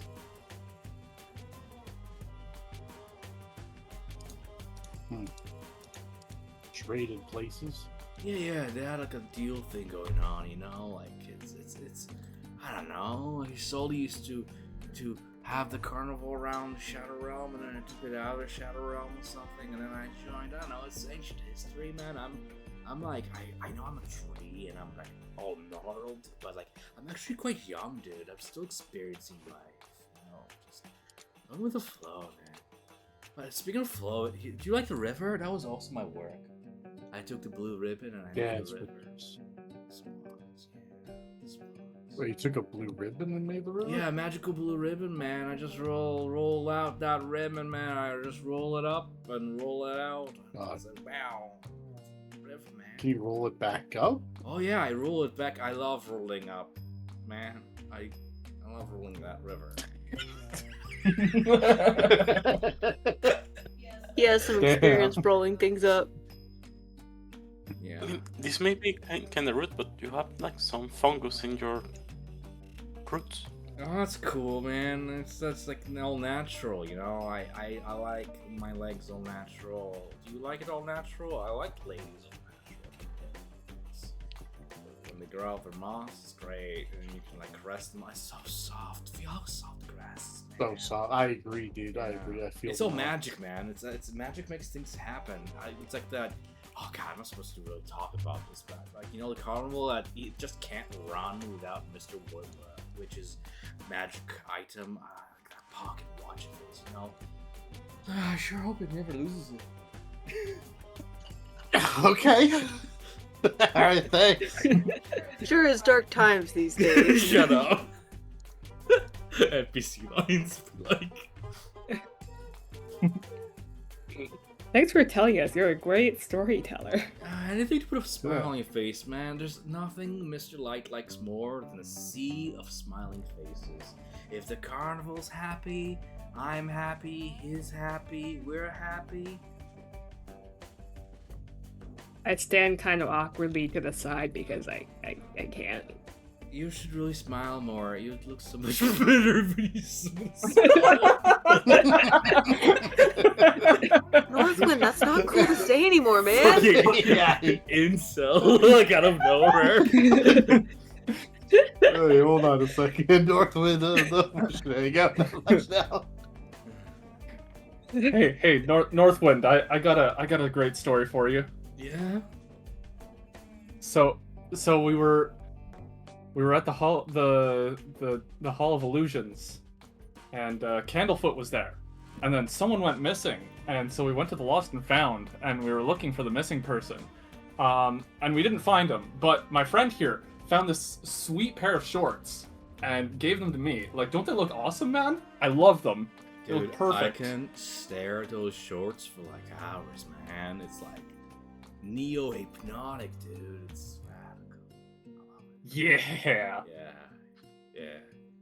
Anyways, things are pretty great. No, things are great, dude. Especially this grass, man. Just feel how soft it is. I lay While down you in lean the over grass. and be like, By the "Hey, way, he glazes over the fact you just mentioned somebody went missing. He's like, just not his speed. Like, will you lean over to him and be like, hey, what are you on? Like, seriously, man, how are you so chill? Don't tell him. He's gonna write you up. how am I so chill? I'm like on nature, dude. Just like my roots in the ground. I'm grounded, and yet I'm in the sky. You know, it's great. I'm just one with it, dude. I'm just one with the cycle. I think it's like the proximity to the Feywilds, you know, to my home. It's all coalesces near the Hall of Mirrors, you know. I know it's just rumors, but I believe them, you know. I think there's something going on with that weird tent, the veil of nature and the material, and our world and the next world. It's so thin there. And I feel the essence seeping through it, and I'm just soaking in it, man. I'm just basking. Also, these dank leaf, and he just. Kietis? Like, I don't know what you want from me. Like, Or maybe Will you look at that dank leaf and be like, okay, just Keep it hidden so the kids don't get to it. Please. Yeah, no, I'm not supposed to like really talk about it is, but like, you know, sharing is caring, man. If you want a hit of this. Are you trying to peer pressure I'm not me? trying to. There's no pressure, man. Hey, man. You know what? I just you can just vibe, man. Look at the sky. Look how pretty the sky is. What do I roll? What do I roll to smoke that weed? Yeah, hey, you can't fail this, man. It's Constitution. Yeah. I purposely dodged. Yeah, give me a toke. great. Okay. You've become one with the cool kids. I don't know. I enjoy the moss. Yeah. This place is not what I used to remember. I actually got this. This isn't even mine, dude. Some halfling came by. He said it was like some long bottom leaf or something. I don't know. It's just cool. Did you catch Oh, halfling. I didn't catch his name. You know, names are like a man-made concept, man. Yeah, it's true. So true. Said Northwind, a treant with a name. What am I on about, guys? Can we move on? Yeah. Yeah. I'll go to the big topic. Let's hope you keep your magic and this guy keeps his watch. So you can keep your magic. you know. But hey, I'm not really supposed to talk about it, so shh. Oh, this is awkward. For real. I'll explain later. Nah, We'll just leave can't, it I just here. can't keep a secret. I'm Bottom. sorry. Don't tell Mr. Witchlight. Mr. Wright told you guys. Have fun. Spread joy. As long as you just told keep it them to about yourself, no one else is gonna know.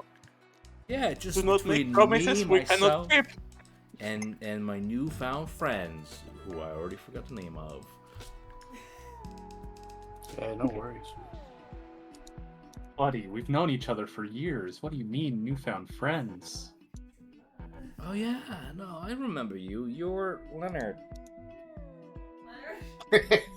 Yeah, Oh, buddy. Leonard. That's me, alright. Leonard, totally, yeah. Well, the big event is gonna start. Yeah, don't you miss later. it. It's pretty tight. See ya. Like, Red, you take over. He says to Squirrel as the squirrel takes over the entire dragonfly rides. Quickly. Let's leave. I'm Okay. scared now. Heading toward the big top, the roof of this tent reaches toward the night sky in these three swooping peaks topped with spinning gold stars. Painted wooden panels on the tent walls whirl with colorful motion, displaying vibrant circus performances. The sound of music and laughter drifts out through the canvas door. There's a door. knock on. Anyway, you knock and you enter for free. There's no punch of the ticket here. Let me just read.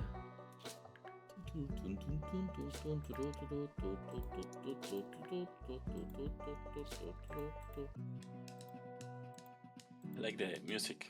Thanks. Quite immersive. Spectators file along with you into the big top and fill with the rows of seats. The lights dim and a hush falls over the crowd. A second later, spotlight illuminates a lithe elven figure sitting in a silver hoop suspended above the center ring by silk ropes. The elf wears a dazzling suit of like diamond pane mirrors and a pair of butterfly wings, making him look like this. His scepter is topped with a spinning vein, and with a jubilant voice, he cries out, "Welcome, one and all, to this evening's extravaganza. I am Mr. Light. Prepare to be delighted." Mr. Light. Woo. Just want to show you guys what it looks like. Woo! Woo. The extravaganza involves several of the carnival's star performers and attractions, with Mr. Light sort of serving as the ringmaster. Over the course of this hour, you guys would see a burly bugbear wearing a jack-o'-lantern pumpkin helmet, perform various feats of strength, lifting up like these weights and throwing giant boulders at targets and absolutely smashing them, and just like various feats of strength. All the while, music and merriment spreads as a mermaid serenades the audience from a clamshell bathing pool sort of platform. You see Candlefoot, he has been reduced to a mime at this point, as he plays various silent games with audience members, and fairy dragons with bright streamers tied to their tails perform dazzling acts of synchronized flying as a trope of acrobats, clowns, and fire breathers parade about. You guys just watch. Yeah. Okay. Yeah. As you enjoy the show, seated where you are, it begins to approach the end of the hour as Mr. Light, twiddling his cane-like vein, asks if any guests would like to perform their own acts for the crowd. I look at Twinkle too. What? I haven't seen you doing your fire show. Yeah. Show, don't you? I do, but I'm already a performer. Do you think he'd let me? You're not a guest, but it won't hurt to try. It's the moment to get a raise, man. That's I'm just true. saying. Initiative. You know what? You're right. This is the opportunity I've been waiting for. Mr. Light! Mr. Light! Me! Senpai, notice me! Do you want to do this as a solo act, or do you want to involve some of your party members? I have prestidigitation. I can assist in some ways. Yeah, let's Yeah, you guys describe Come on- it. Like, come as on you down, let's- volunteer yourselves, and Mr. Light smiles with a beaming smile and ushers you forward for the stage, along with other members of the sort of crowd and guests. You guys can perform together if you wish. I'll make this like a group check, but you guys are free to describe how you help your fellow spellcaster here. I'll ask Mr. Light if he has any musical instruments I could borrow for this. I'm sure you can borrow some from fellow bards, and he points you to there's some drums and flutes and trumpets. And I have a hand drum. yeah. I would like to give him a bardic inspiration on what he will do. Like, and let me see your future. And I bring like a card out, like it says, it shows the Fool. Someone who succeeds despite the odds. You have a D6 for you for the next 10 minutes. I wish you could get double bardic inspiration. But I will bardic inspiration the other bard so that that bard can do another thing as well.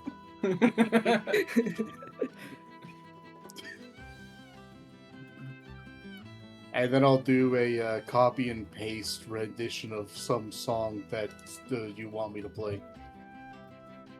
Bra is your character. Please narrate your action. What songs you want played for your show? I'm just something simple.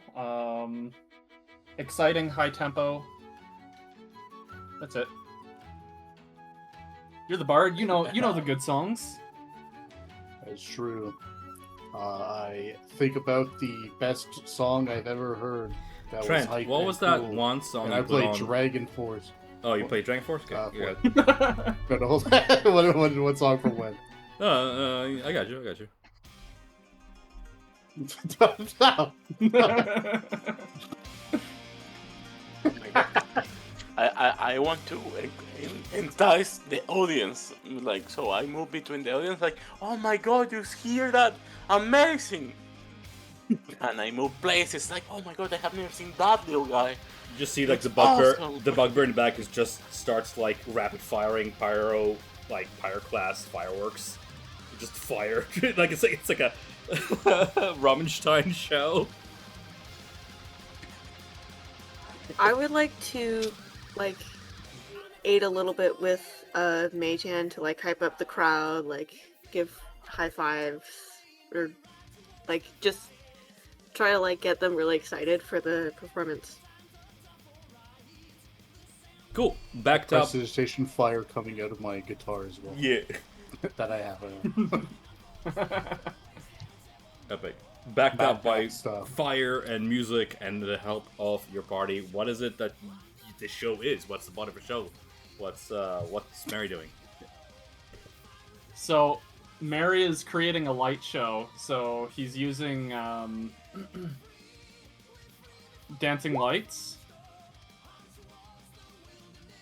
to put on a display of, like, you know, moving the lights around and whatnot, and occasionally throwing in a little bit of sparkles and a little bit of fire. Hell yeah. Can the lot of you please make me a charisma-based performance check? This is going to be a group check. I'm just going to average it across the lot of you.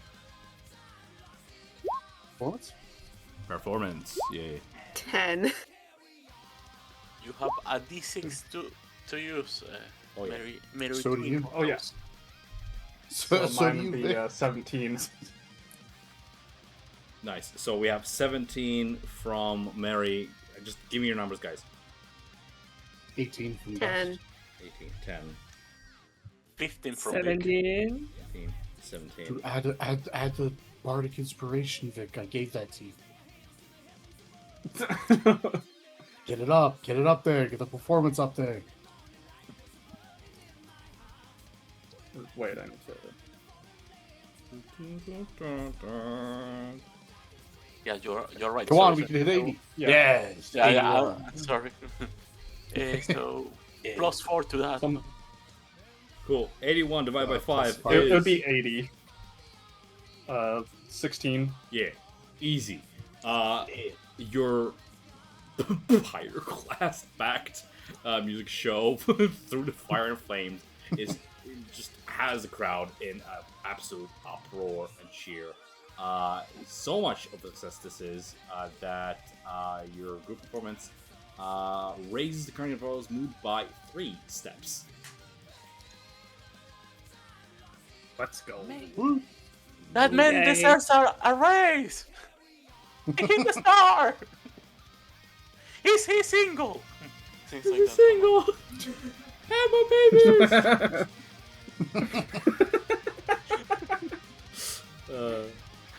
Good shit. I've just noticed things on my end all behind the DM screen. Give you guys 2 seconds here. And I'm raising the mood here. 1, 2, 3. Hell yeah.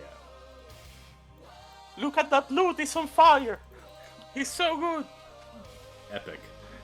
As you guys finish up your show, the burly bugbear with the lantern, the pumpkin head. I'm gonna show you what he looks like actually. Really invites you and those of you who took to the stage to speak to Mr. Witch and Mr. Light. Sort of placing a shoulder upon a hand upon your shoulder there, Mary. The bugbear wearing the Dangaree's fairy wings and helmet made from pumpkin. Unfortunately, just sort of says, "Follow me. Management wants to see you." Uh-oh. That's never a good sign. Management never wants to see me. Don't worry, it's nothing to worry about. Early, there he is. Okay. A perfect time to give all my incident reports to Mr. Witch, Mr. Light. Presenting the class Yo, act. sick hat, by the way, Burley. I love it. Thanks. You see, I'm a firm believer that the brain is as much as a muscle as the rest of the body and must be nourished and protected. Also, it is pretty rad. You're so right about that, Burley. And with a wave of his hand, he ushers you toward the back of the stage of Big Top, where you see you. I guess you be passing through here. So let me just narrate real quick what you pass by Big Top. Yeah, there's like a dressing room and backstage area. Smaller circular tent adjoining Big Top. past the curtain doorway between the big top and the dressing room. You pass by two other Witchlight hands in duty currently. There seems to be like guarding, just keeping an eye out, but you're scored by Burley, so it's all good. They seem to be bickering over the appeal of the act they just witnessed. One of them is like, dude, that was so radical! I'm like, I've seen better. And then this is be debating that over a bottle of pear cider. I give finger guns to the guy who's hyping the act up. Dude, like, can you like sign my he like rips his shirt open and you see like this like flaming tattoo over his chest. He's like, can you like sign like right here above? I'm just collecting signatures from like all the top performers of the extravaganza this week, and like yours topped it, dude. Hell yeah, you got a pen? I don't. You got ink? No, just improvise. Alright. Fire, mate. Brand him. Fucking Jesus. Damn. I mean, it counts as an autograph. There's also a fire show. Exactly. Yeah, you're on Madrona eventually find a pen. For you to sign. Otherwise, the dressing room is a scene of colorful clutter. Like, you see tables strewn with makeup kits, and gradually, hey, you can like pick up a makeup brush and just makeup sign it. There are mirrors trimmed with like glowing orbs of light, and chests of and drawers and wardrobes spilling over with like various garments.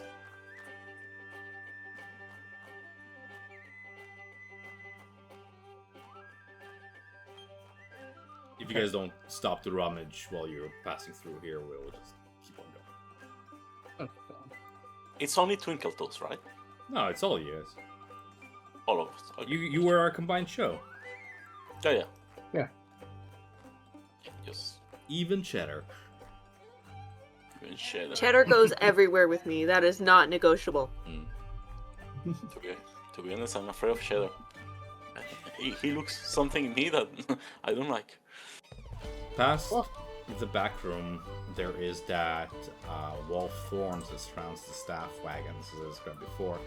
But with a wave of his hand, Burley is able to sort of dismiss it and open it.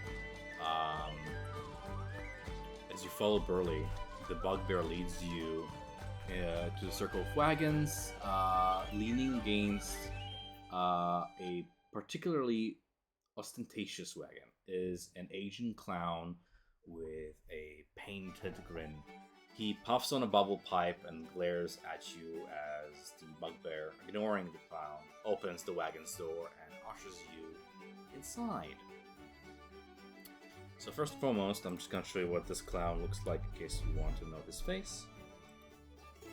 Of course, those of you who work in the carnival already know who Thaco is. He's perhaps one of the oldest members of the staff. He's been here for years. Sort of over-the-hill, past prime performer who spends most of his time guarding the back wagons nowadays. But Thaco is here. And then there's the wagons. As they open up, you see this. Just looking for the art handout. Bum, bum, bum, bum, bum. Is this the sad clown I saw earlier? Yes. Oof. Why oof? I don't know. He's sad. You sure I guess he fits didn't the get to bill. see the show. No, he was busy guarding the back here. Dude, why can't I find the one? That is very sad. That is saddening. It's how cool we were. Bruh. I'm trying. Anyway, I'm just gonna post it to Discord. I was trying to find this. A flamboyant grin from ear to ear greets you as Mr. Light welcomes you into the wagon with a theatrical bow. Please come in. It's a delight to meet you all. I am Mr. Light, and this is my associate, Mr. Witch. He gestures to a stocky elf lounging on a bunk. Mr. Witch nods to you and doffs his top hat. Mr. Light gestures toward his scepter. You see it is vane, trimmed with gold and with like a butterfly top, and it seems to be constantly spinning as he explains that the vane, you see, it picks up every nuance of emotion in the carnival. If the carnival's mood is good, then it spins so, and it causes me much joy. And I would like to express my personal gratitude for the cheer that you have brought to the carnival so far. You're pretty welcome. I am eager to know what it is that Wally and Master Mary here have brought friends to carnival for. Is there a special reason for you to visiting our marvelous carnival? Well, in our last visit, we have an inconvenience, since we have lost a few things. Oh my! Have you checked lost property? Yes, your assistant told us that we will not locate it there. We lost things that are not material, and Oh well. they are not there. It's the metaphysical, man. You gotta say metaphysical. Metaphysical. I see. So I do seem to recall you, yes. Oh, it's been quite a while since I've seen your faces. How long has it been? 16 years?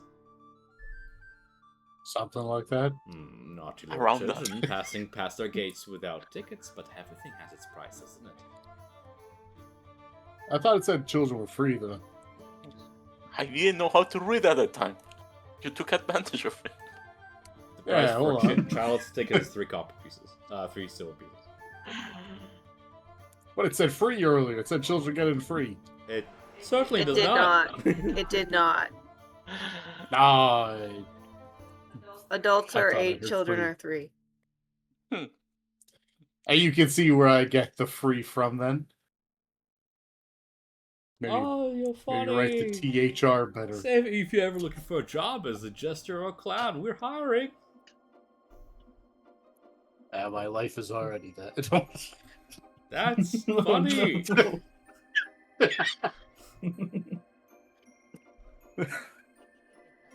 Oh, I'm good. I am sorry I about just your want lost to- things. I do. He does jealous and to express regret. But we're not responsible for those losses. Forces are at work on the other side that are entirely beyond our control. The wheel of time, says Mr. Witch, turns ever on. What's lost is lost. What's gone is gone. Oh, yeah, time. Like your magical watch that keep the magic alive in this place.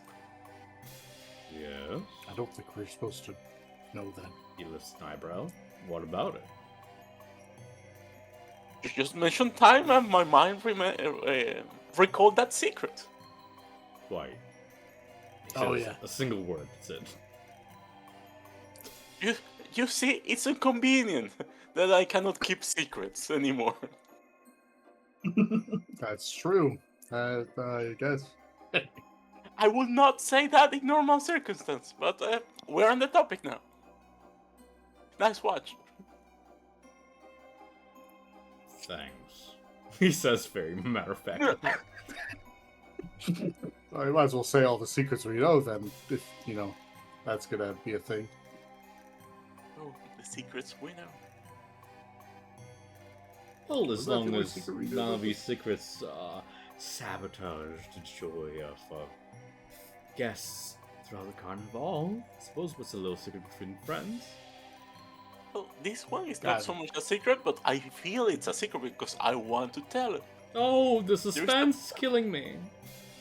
There is a big girl kidnapping people here. Where is Ruben? That does Yeah. not spread joy. No. It was in the Hall of Illusions, and one of the mirrors took this halfling called Ruben. It was a small pig mask wearing girl. Mr. Light retains a Brought very him into the steady mirror. smile at that, and you just see Mr. Witch speak up at that. We shall investigate. He says very simply. Yeah. He tried not to have it spread, but he talked to the girlfriend who was waiting for Reuben. And that made the scene. I offer to Wally a solution to avoid a class action. I break up with her. And I transform myself in a halfling for a second and come back to myself. I would ask you to not psychologically manipulate the fellow guests of the carnival and let things go. That's what I'm saying. I mean, you were offering us jobs. I want to work in legal. Mr. Light and Mr. Witch do not condone the use of psychological damage to manipulate people into the ways of joy. This is a practice of doing so generally. Oh, listen to that sound. Do you hear that upon the air? The silver song of the mermaid. Oh, she sings so beautifully. So I got distracted. It's a beautiful sound. I love hearing her work. You were saying? Oh, so we were next talking. thing. Go for it, sorry. I was gonna say, next thing was while we were flying a dragonfly, we saw a person who could change shape. Oh, I see. You Uh, got face to face with one of our disgruntled guests and troublemakers, whose Yeah. Fey patron, just one of Zablina, them. dwells in the Feywilds domains Yeah. of Pismere. Exactly, that one. You stole Candlefoot's voice. Oh, Yeah. She won't give it back. well, she's Yeah, nothing unless but we ask her trouble. this That question. one, no, that won't do. She's been pestering us since dusk. That one. You see, I don't understand what all the confusion is about. Why such hostilities? After all, Zablina is something of a fellow patron of ours. She is, after all, the patron of the Witchlight Carnival. Though we did not have contact with her for some time.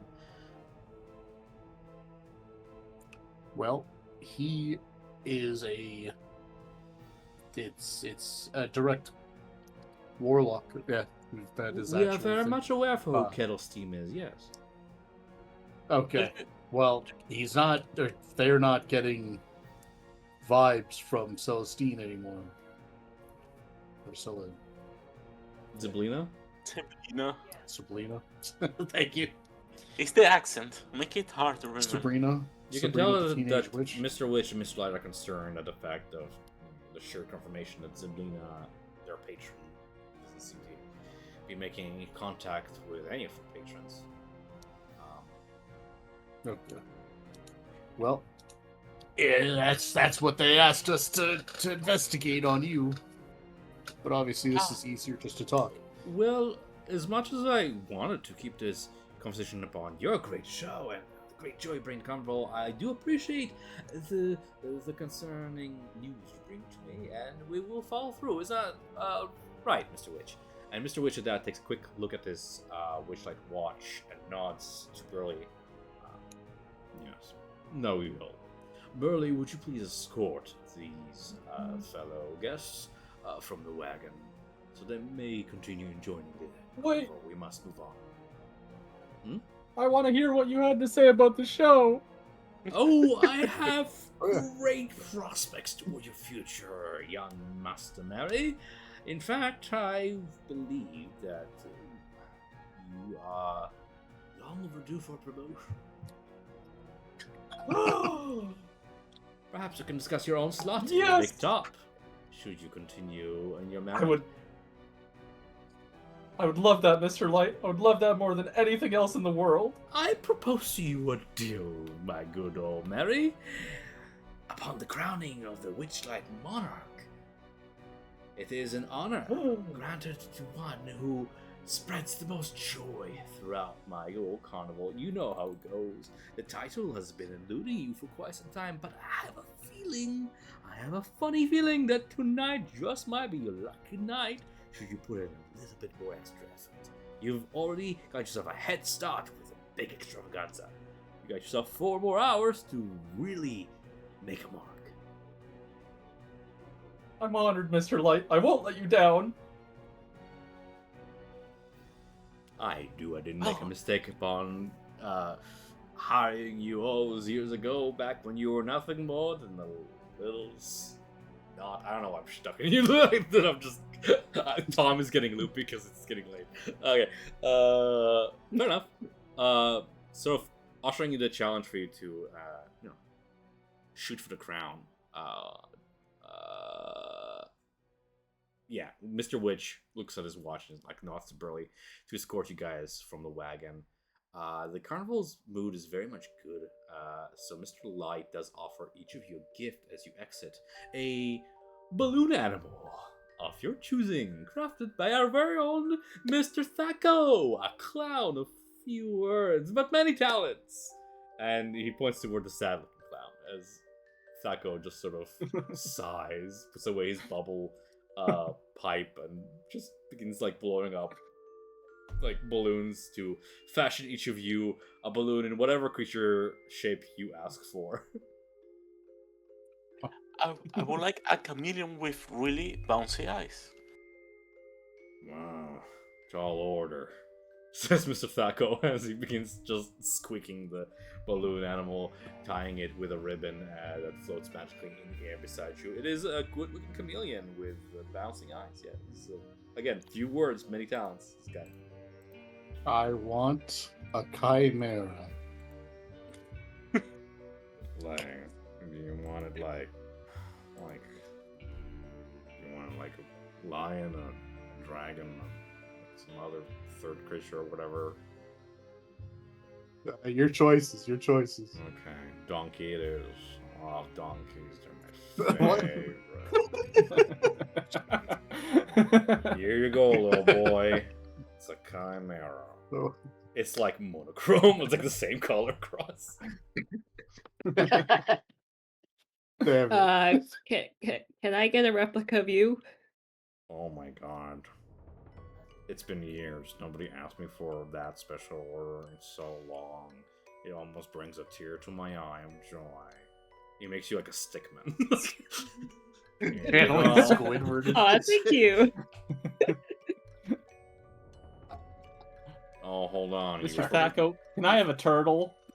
Oh, turtle. Oh, I'll have only 2 balloons for this one. Here we go. Thank you, Mr. Thaco. You're welcome, little boy. Can I go on break now?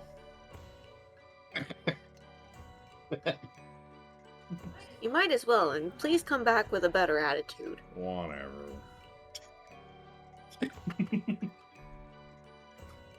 Alright. When we get out of the big top, Carrying your I would balloon like animals? to.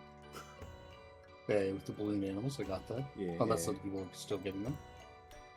Yeah. I want to dip around, kind of like,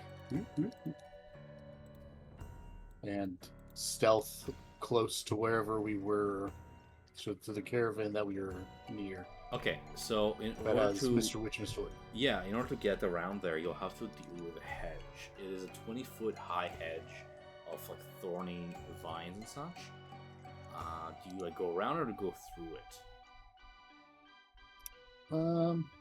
I have climb. Is there like a tree that's kind of looking around? I think I have climb. Yeah, there's a nearby tree that you can climb on top of it, and then like, you can attempt like I'm gonna call this like a acrobatics check to try and like leap and like past the hedge, and then like roll as you drop off the grass without like flopping onto the actual hedge.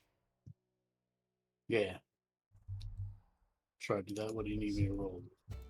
Let's call it acrobatics. So, there we Go! I'm good at that. Well, I actually am. go. Ooh, cat-like reflexes. Nicely done. As you roll above the tangled wall of thorns or the cluster of wagons lit by lanterns, you stealth in. Go ahead and make a stealth roll. That was where I failed. Oh. Oh, man. As you near the wagon, you hear 2 contrasting voices emanate from the wagon. Mr. Witch, in a low, gravely voice, "You need to find a way to calm down. as Mr. Light, in a high-pitched, shrill voice, says, "I'll come down when that Kenku pest is gone. She knows nothing. She'll get frustrated soon enough and be on her way. I hope you're right. Trust me." From there, like, you keep on listening, the conversation shifts to the current mood of the carnival and ideas for the new carnival acts, interaction, like, you know, the cattle palace didn't work out, but maybe we can buy Giraffe and paint it blue, or we could teach Northwing how to play a fiddle. Then it, like, sort of turns to, like, the mysterious disappearance of Burley's unruly brother, Hurley. You can hear the conversation, like, they're talking about Burley's brother, Hurley, in, like, hushed tones that might suggest that Witch or Light might have had a hand in it, although neither admit any involvement with the conversation. That's as much as you hear before Thaco, the sad clown, rounds the corner and catches you. He's like, "Hey, you're not supposed to be here. Like, come on, dude. Sorry. Like, doors that way. It's a big place.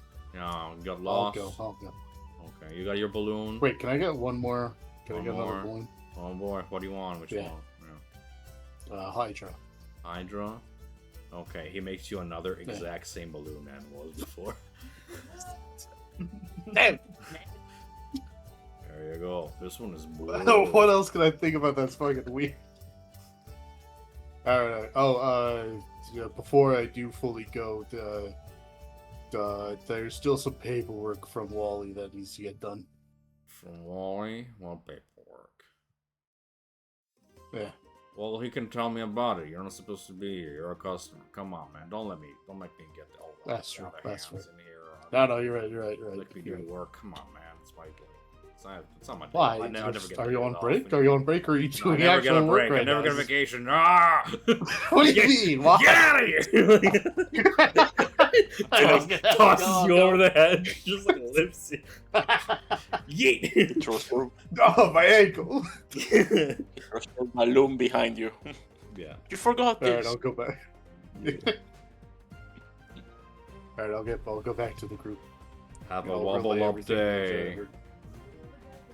Thanks, Sako.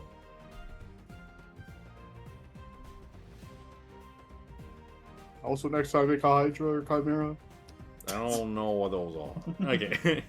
Anyway, as you regroup, yeah. God, I miss it. I used to be in my prime. You just hear him say it. I used to be so hot. God, I was shit, man. What happened? You don't think Thaco's hot right now? What the fuck is wrong with you? He's Anyway. peak male. Thaco is like sad hot. Like a piggy Yeah. fuck baby. Fair enough. All right, cool. You say those that they have a clue on how Hurley disappeared. What was that Yeah. clue? I missed that part. That they might be involved in it. I jazz hands that part. Okay, they really suspicious. It's the squirrels, I'm telling you guys. I'm telling you guys too, it's the squirrels. They have eyes everywhere. But we got some time, so why don't we go to the Silver Song Lake? You Ooh, did say that the song was super good. Sounds good to me. Yeah. Okay. We'll make that our last visit of this session as we make our way through the Silver Song Lake. Mist gathers at the bank of this shimmering lake. Near its center, you see a mermaid lounges in a giant bowl, singing a glorious, haunting song that captivates spectators on the lake shore. In response, the lake water coalesces into these magical sculptures that whirl around this mermaid as she performs. It costs nothing here to visit the lake and behold this star attraction. The merfolk, those of you who work here know her by name, Palasha, Audiences crowd lakeside just to witness her beauty and hear her song. As Palasha is no ordinary mermaid, her singing has the ability to emulate the effect of controlling water and cause swarms of these fish to sort of coalesce around her in a show. It is no small rumor among those of you who work in the carnival that Palasha is in love with Candlefoot. But recent events had her find it tragic that he has lost his voice. She can't seem to face seeing him after his very public recent marriage proposal went awry, when he went to propose and then suddenly lost his voice. Nonetheless, she remains devoted to the carnival.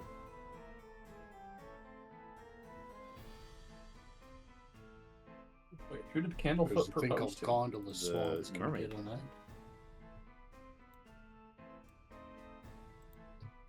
that? Candlefoot and the mermaid. Wait, Yes?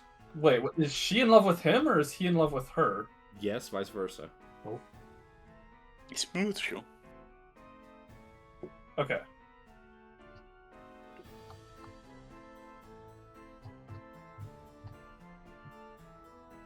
As you guys witness her singing, you hear hecklers from the crowd boo and jeer at the mermaid. After 3 mean-spirited jeers, the mermaid falters in mid-song, leaps out of the bowl, and darts off, heading downriver. Her abrupt departure causes the carnival mood to lower by 1 step. Hey man, uncool. As you turn to say that to whoever heckled near you, you see a familiar-looking tiefling with black feather cloak slick and dart off through the crowd.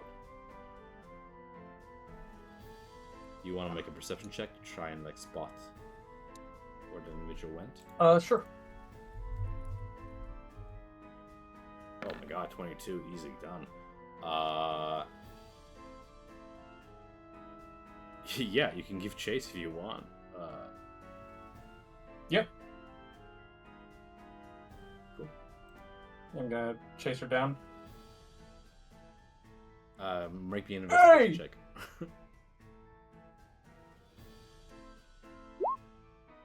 14. Once more, you corner kills team. The Kenku. Nobody heckles my friends and gets away with it. I told you I'm gonna keep causing trouble until you agree to my terms. We already agreed to help you. What is your problem? Am I crazy? We did agree. Bring out the Just dagger. chill. Yeah, and what's your plan? We talked to them already. Yes? Did you find out The what answer happened is to that- Ziblina?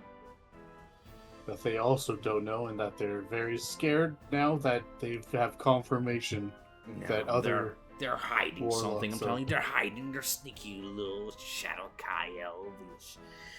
They're hiding. They seem just as upset as you are. So maybe calm down while we figure this out, okay? She makes Please? a kettle steam sound as anger rises. She seems to be short of temper. No, you don't understand. You can't play a deceiver. I see through their deceit. They're hiding something. We must play them, you see. Hit them where it hurts. Their carnival, this whole facade of theirs until they crack. We need to take from them something precious of them. Something to press until it hurts. Ooh, I know, the watch! Now there's a plan. Leverage to blackmail the carnival Alright. owners into showing us the way. Prismia. So you want us to sneak up to Mr. Witch and steal the watch? Bad things have been happening at this carnival. People and things have been going missing. They know more than they're telling, I'm telling you. But But their hands are tied somehow. We need to untie them.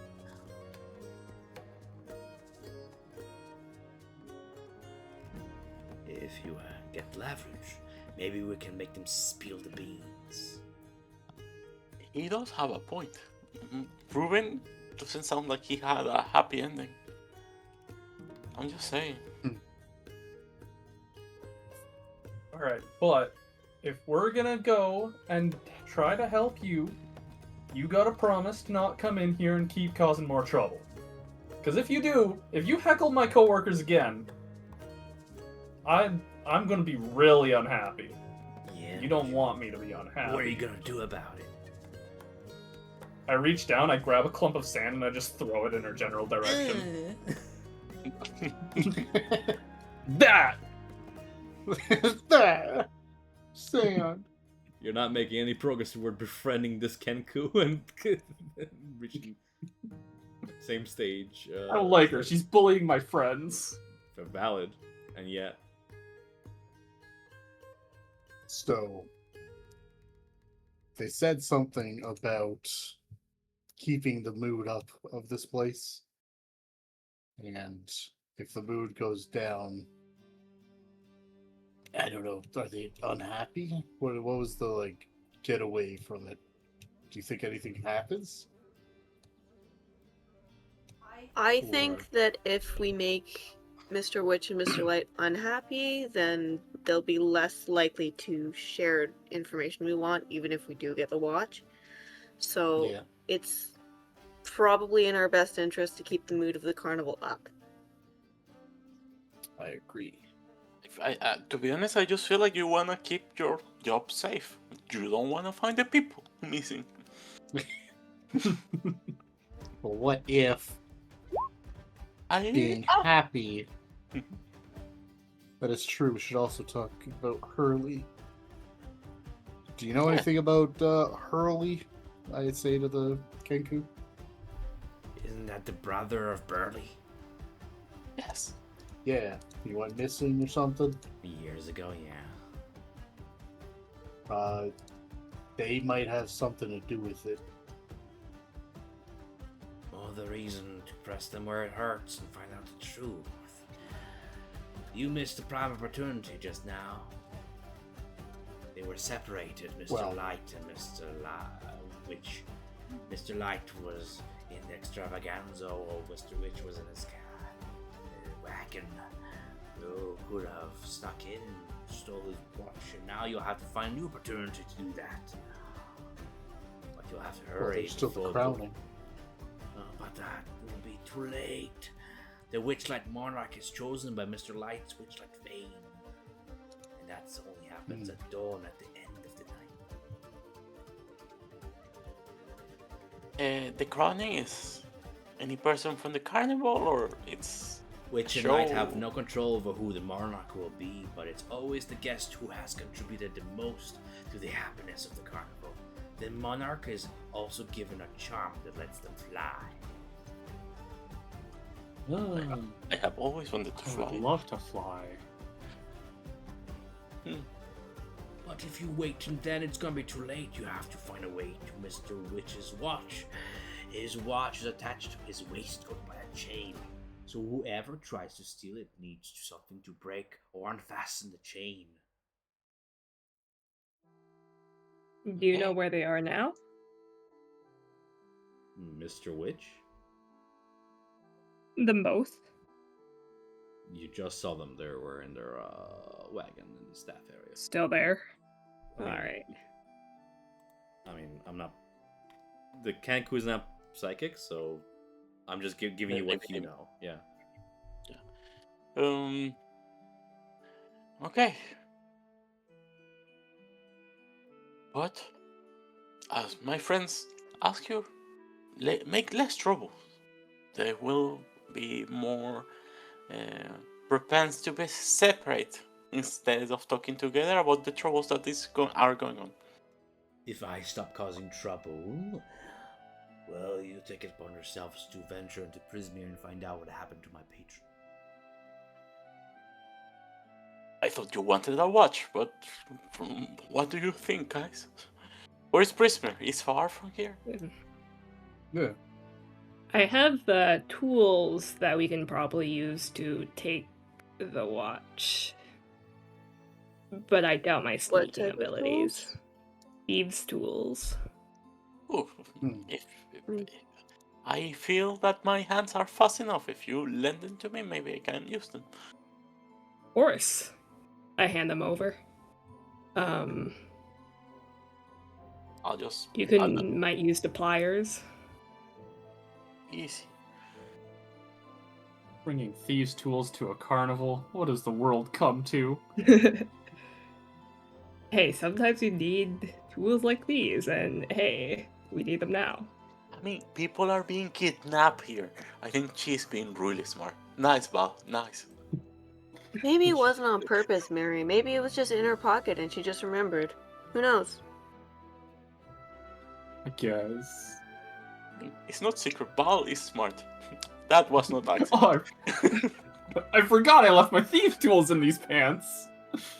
Oh yeah, I have an inventory. I can check it.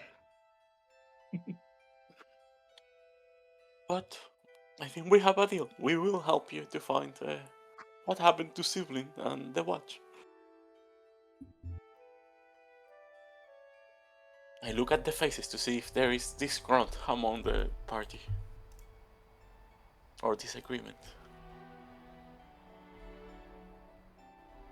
Yeah. Mary's Well, just he's cautious scowling but willing. at her. Do you want one of us to come with, or Yeah. Come with. to go steal the... It's up to you guys, watch. the adventurers of this adventure, to come up with a plan to get close enough to Mr. Witch to steal his pocket watch. Any allies you've gained can go along with your schemes, but I'm pretty sure nobody you're gonna ask is gonna harm the carnival owners or other members of the carnival staff. But it really is up to you guys to come up with a plan to lead us. Oh yeah, I could speak with animals with the squirrel to help. And yeah, they're always like mysterious. And I mean, Burley lost his brother, and these people know about it. So he may be interested in finding his brother. Yeah. Well, we can ask Curly about. Also, Get a bit more information before we actually jump into stealing a magical pocket watch that we know does something with the carnival. yeah. Also, the displacer beast lost her cub, so we may have another ally there. If we say that the carnival owners are doing something, which I think they are. Wally, I'll need to see your reports of the last few years, okay? 20 years you said you have been here? We're I auditing this didn't place. say it's closer to 10, but yeah. And he brings out the most recent binder from Cheddar's saddlebag and just hands it to you. Just goes, flip through. This place is a mess. There's around 500 instant reports in that binder alone, and it's clear that he has other binders. How many are missing people in here? Oh my god, what's going on here? We were so lucky when we were kids. 90% of them are just this needs repairing, this needs maintenance. Not all of them are missing people. I just Mary flipped lit something on fire again. Fucking Mary.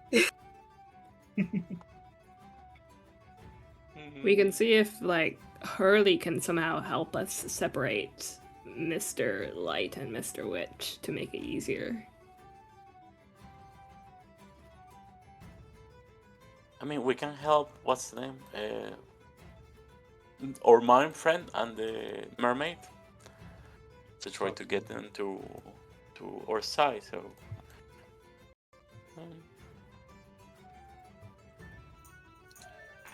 Well, we still have 2 hours right now before it's too late.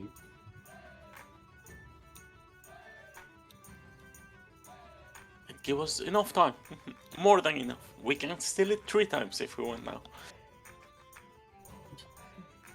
Well, that's 1, no actual plan. But 2, again,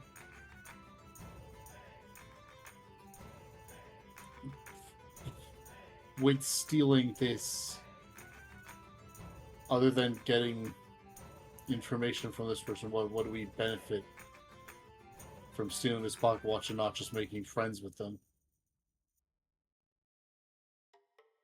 How do you Mr. propose we make Witch- friends? Make friends I of would the say owner. even if we did make friends, I don't know if they'd tell us anything if they're hiding something. Like, this is clearly something that, Something- like, just the 2 of them have done, and they're not likely to share it if they can help it. They are Well, what if we trafficking people. I feel like that might have been.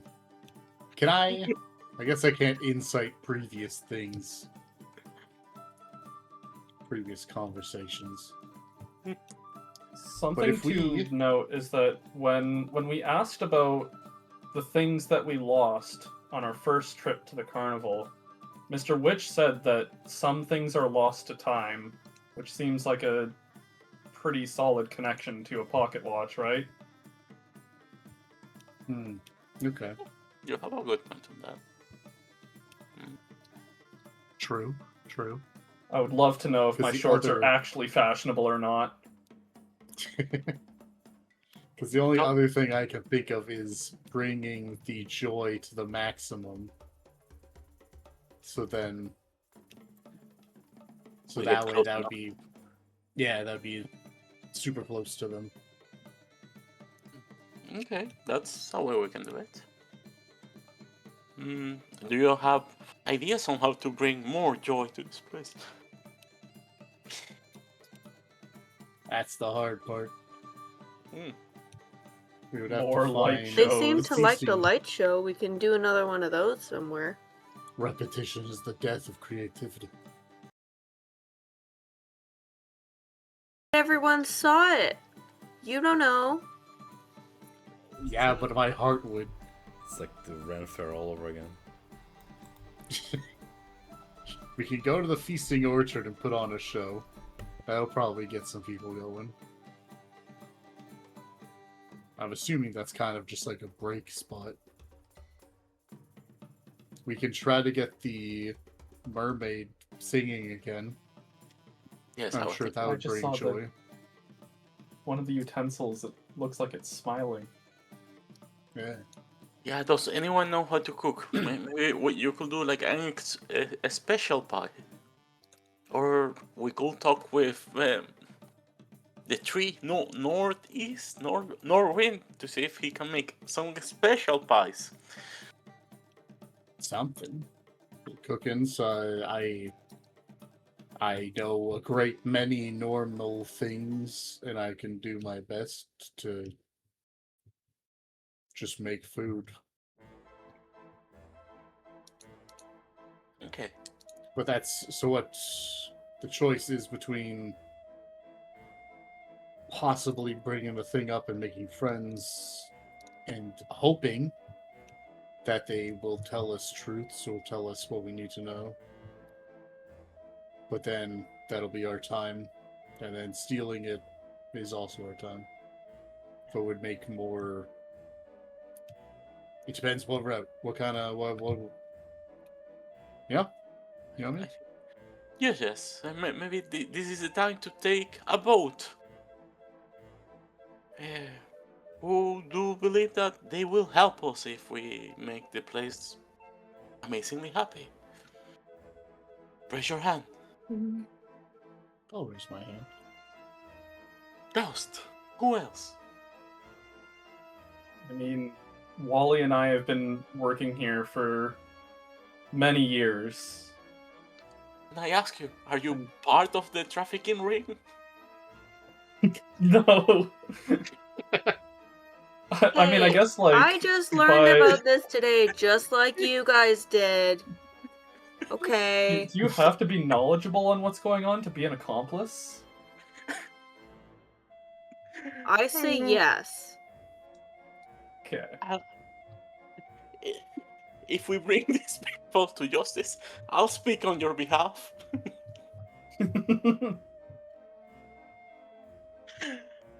I'm literally Character just doing my witness. job here trying to make sure things are safe, okay? I'm not trying to kidnap anybody. Okay. Anyways, about this whole helping the carnival be happy and hoping that they will help us. I'm not entirely sure that they will, but it's worth a shot. Okay. Better and than doing nothing. who is in favor of Indeed. trying to steal the watch during these few next hours? Sorry. I raise my hand. I'm in favor. Okay. Ah, I think it has a higher chance of success, so I'm in favor. Yeah, I think. Yeah, it's a riskier gambit trying to hope that we can make the carnival super happy with this menace running around causing trouble, and B, that Mr. Witch and Mr. Light will then also share what we want. All right then. We pull the pocket watch. well, hands in the middle. Pocket watch. In 3, 2, 1. Pocket watch. Pocket watch. Pocket watch. Pocket watch.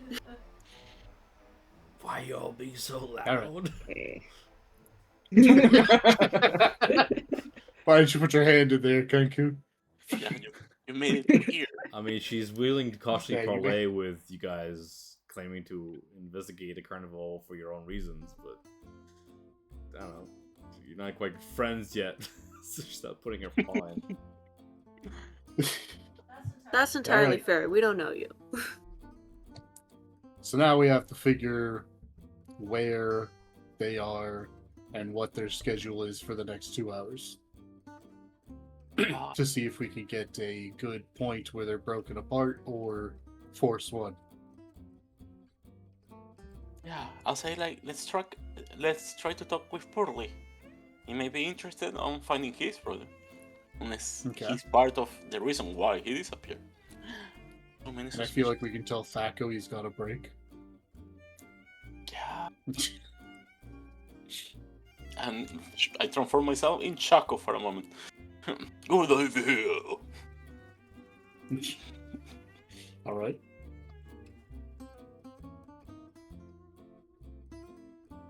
And so then main person to do the deed will be Wally. With your thieves' tools. Like if Wally feels like What? he can do it, do it. If not, I'll get close enough to do it. Wally, how stealthy are you? I am small. I have little stealth. Okay. Yeah, I mean, he literally wears a high-vis vest everywhere. Yeah. true. Pretty sure I that vest can- is sewn to his skin. Vic, I can give you a rundown of what's in that binder if you want to try to distract them with it. But my skills with stealth are very limited. That's a great idea, Wally. Bring the binder to them to distract them. Or to him, sorry. Not them. We need them separate. Well, every paper in that binder needs their signatures, so it's a good excuse to see them. Yeah, while that's going on, we take the watch. Okay. Wait, how far behind are you on signatures, Wally? That's how many pages? Well, there's all the new ones, at least 2. Mary, this is like literally today and yesterday. Like this is not even like months of issues. This is like this Oh place is my falling apart, I goodness. will tell you. It is falling apart. Nothing is up to code. I've been writing up everything. My life is a lie!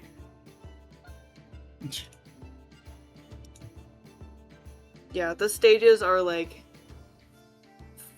ugly down there. Like if you look below any of the stages, you will throw up. It's so gross. Fair enough. Alright. Do we end on this cliffhanger then? Yeah. I think it seems like a good place to wrap up rather than starting something new. Nice to the Baka Watch. Yes. Sounds good. I just need to I didn't take wanna over the ending time. I didn't want to interrupt the planning of the group, but I think this is a good place for us to call it, and you guys can come up with a plan of what to do, having learned what you did this session. If at this time anybody has any feedback for me, GM, or any It's fine. stars to give to your fellow players, it's time to mention those. Oh, I just want to mention that I really enjoyed the drawing of Wally and Val. So Yeah. nice, Mats and Ren. Thank you. Yeah. Yeah, you're good. Thanks. I was bored like earlier in the week, so I just like decided to draw Yeah. a rabbit. Good. It's already infinitely better than anything I can do, so fair enough for both.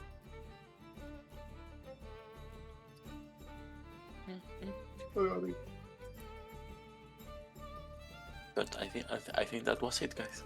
Nobody Yeah, else it was- say anything. If anybody has any lingering questions toward me regarding what happened this session, anything you guys want to ask about while it's still fresh, now is also the time to ask. If not, then I'll let people go and go to bed myself. I think Beautiful. I'm fine. If I ever Yeah. think of something, it'll be in general chat. So Oh, Yeah. I had a fun time though. yeah. Looking forward to next week. Good night, Fun, cool y'all. stuff. Yes, it'll be good. It's good. Have a good night, y'all. Then. Take care. Take care, everyone. thanks for playing.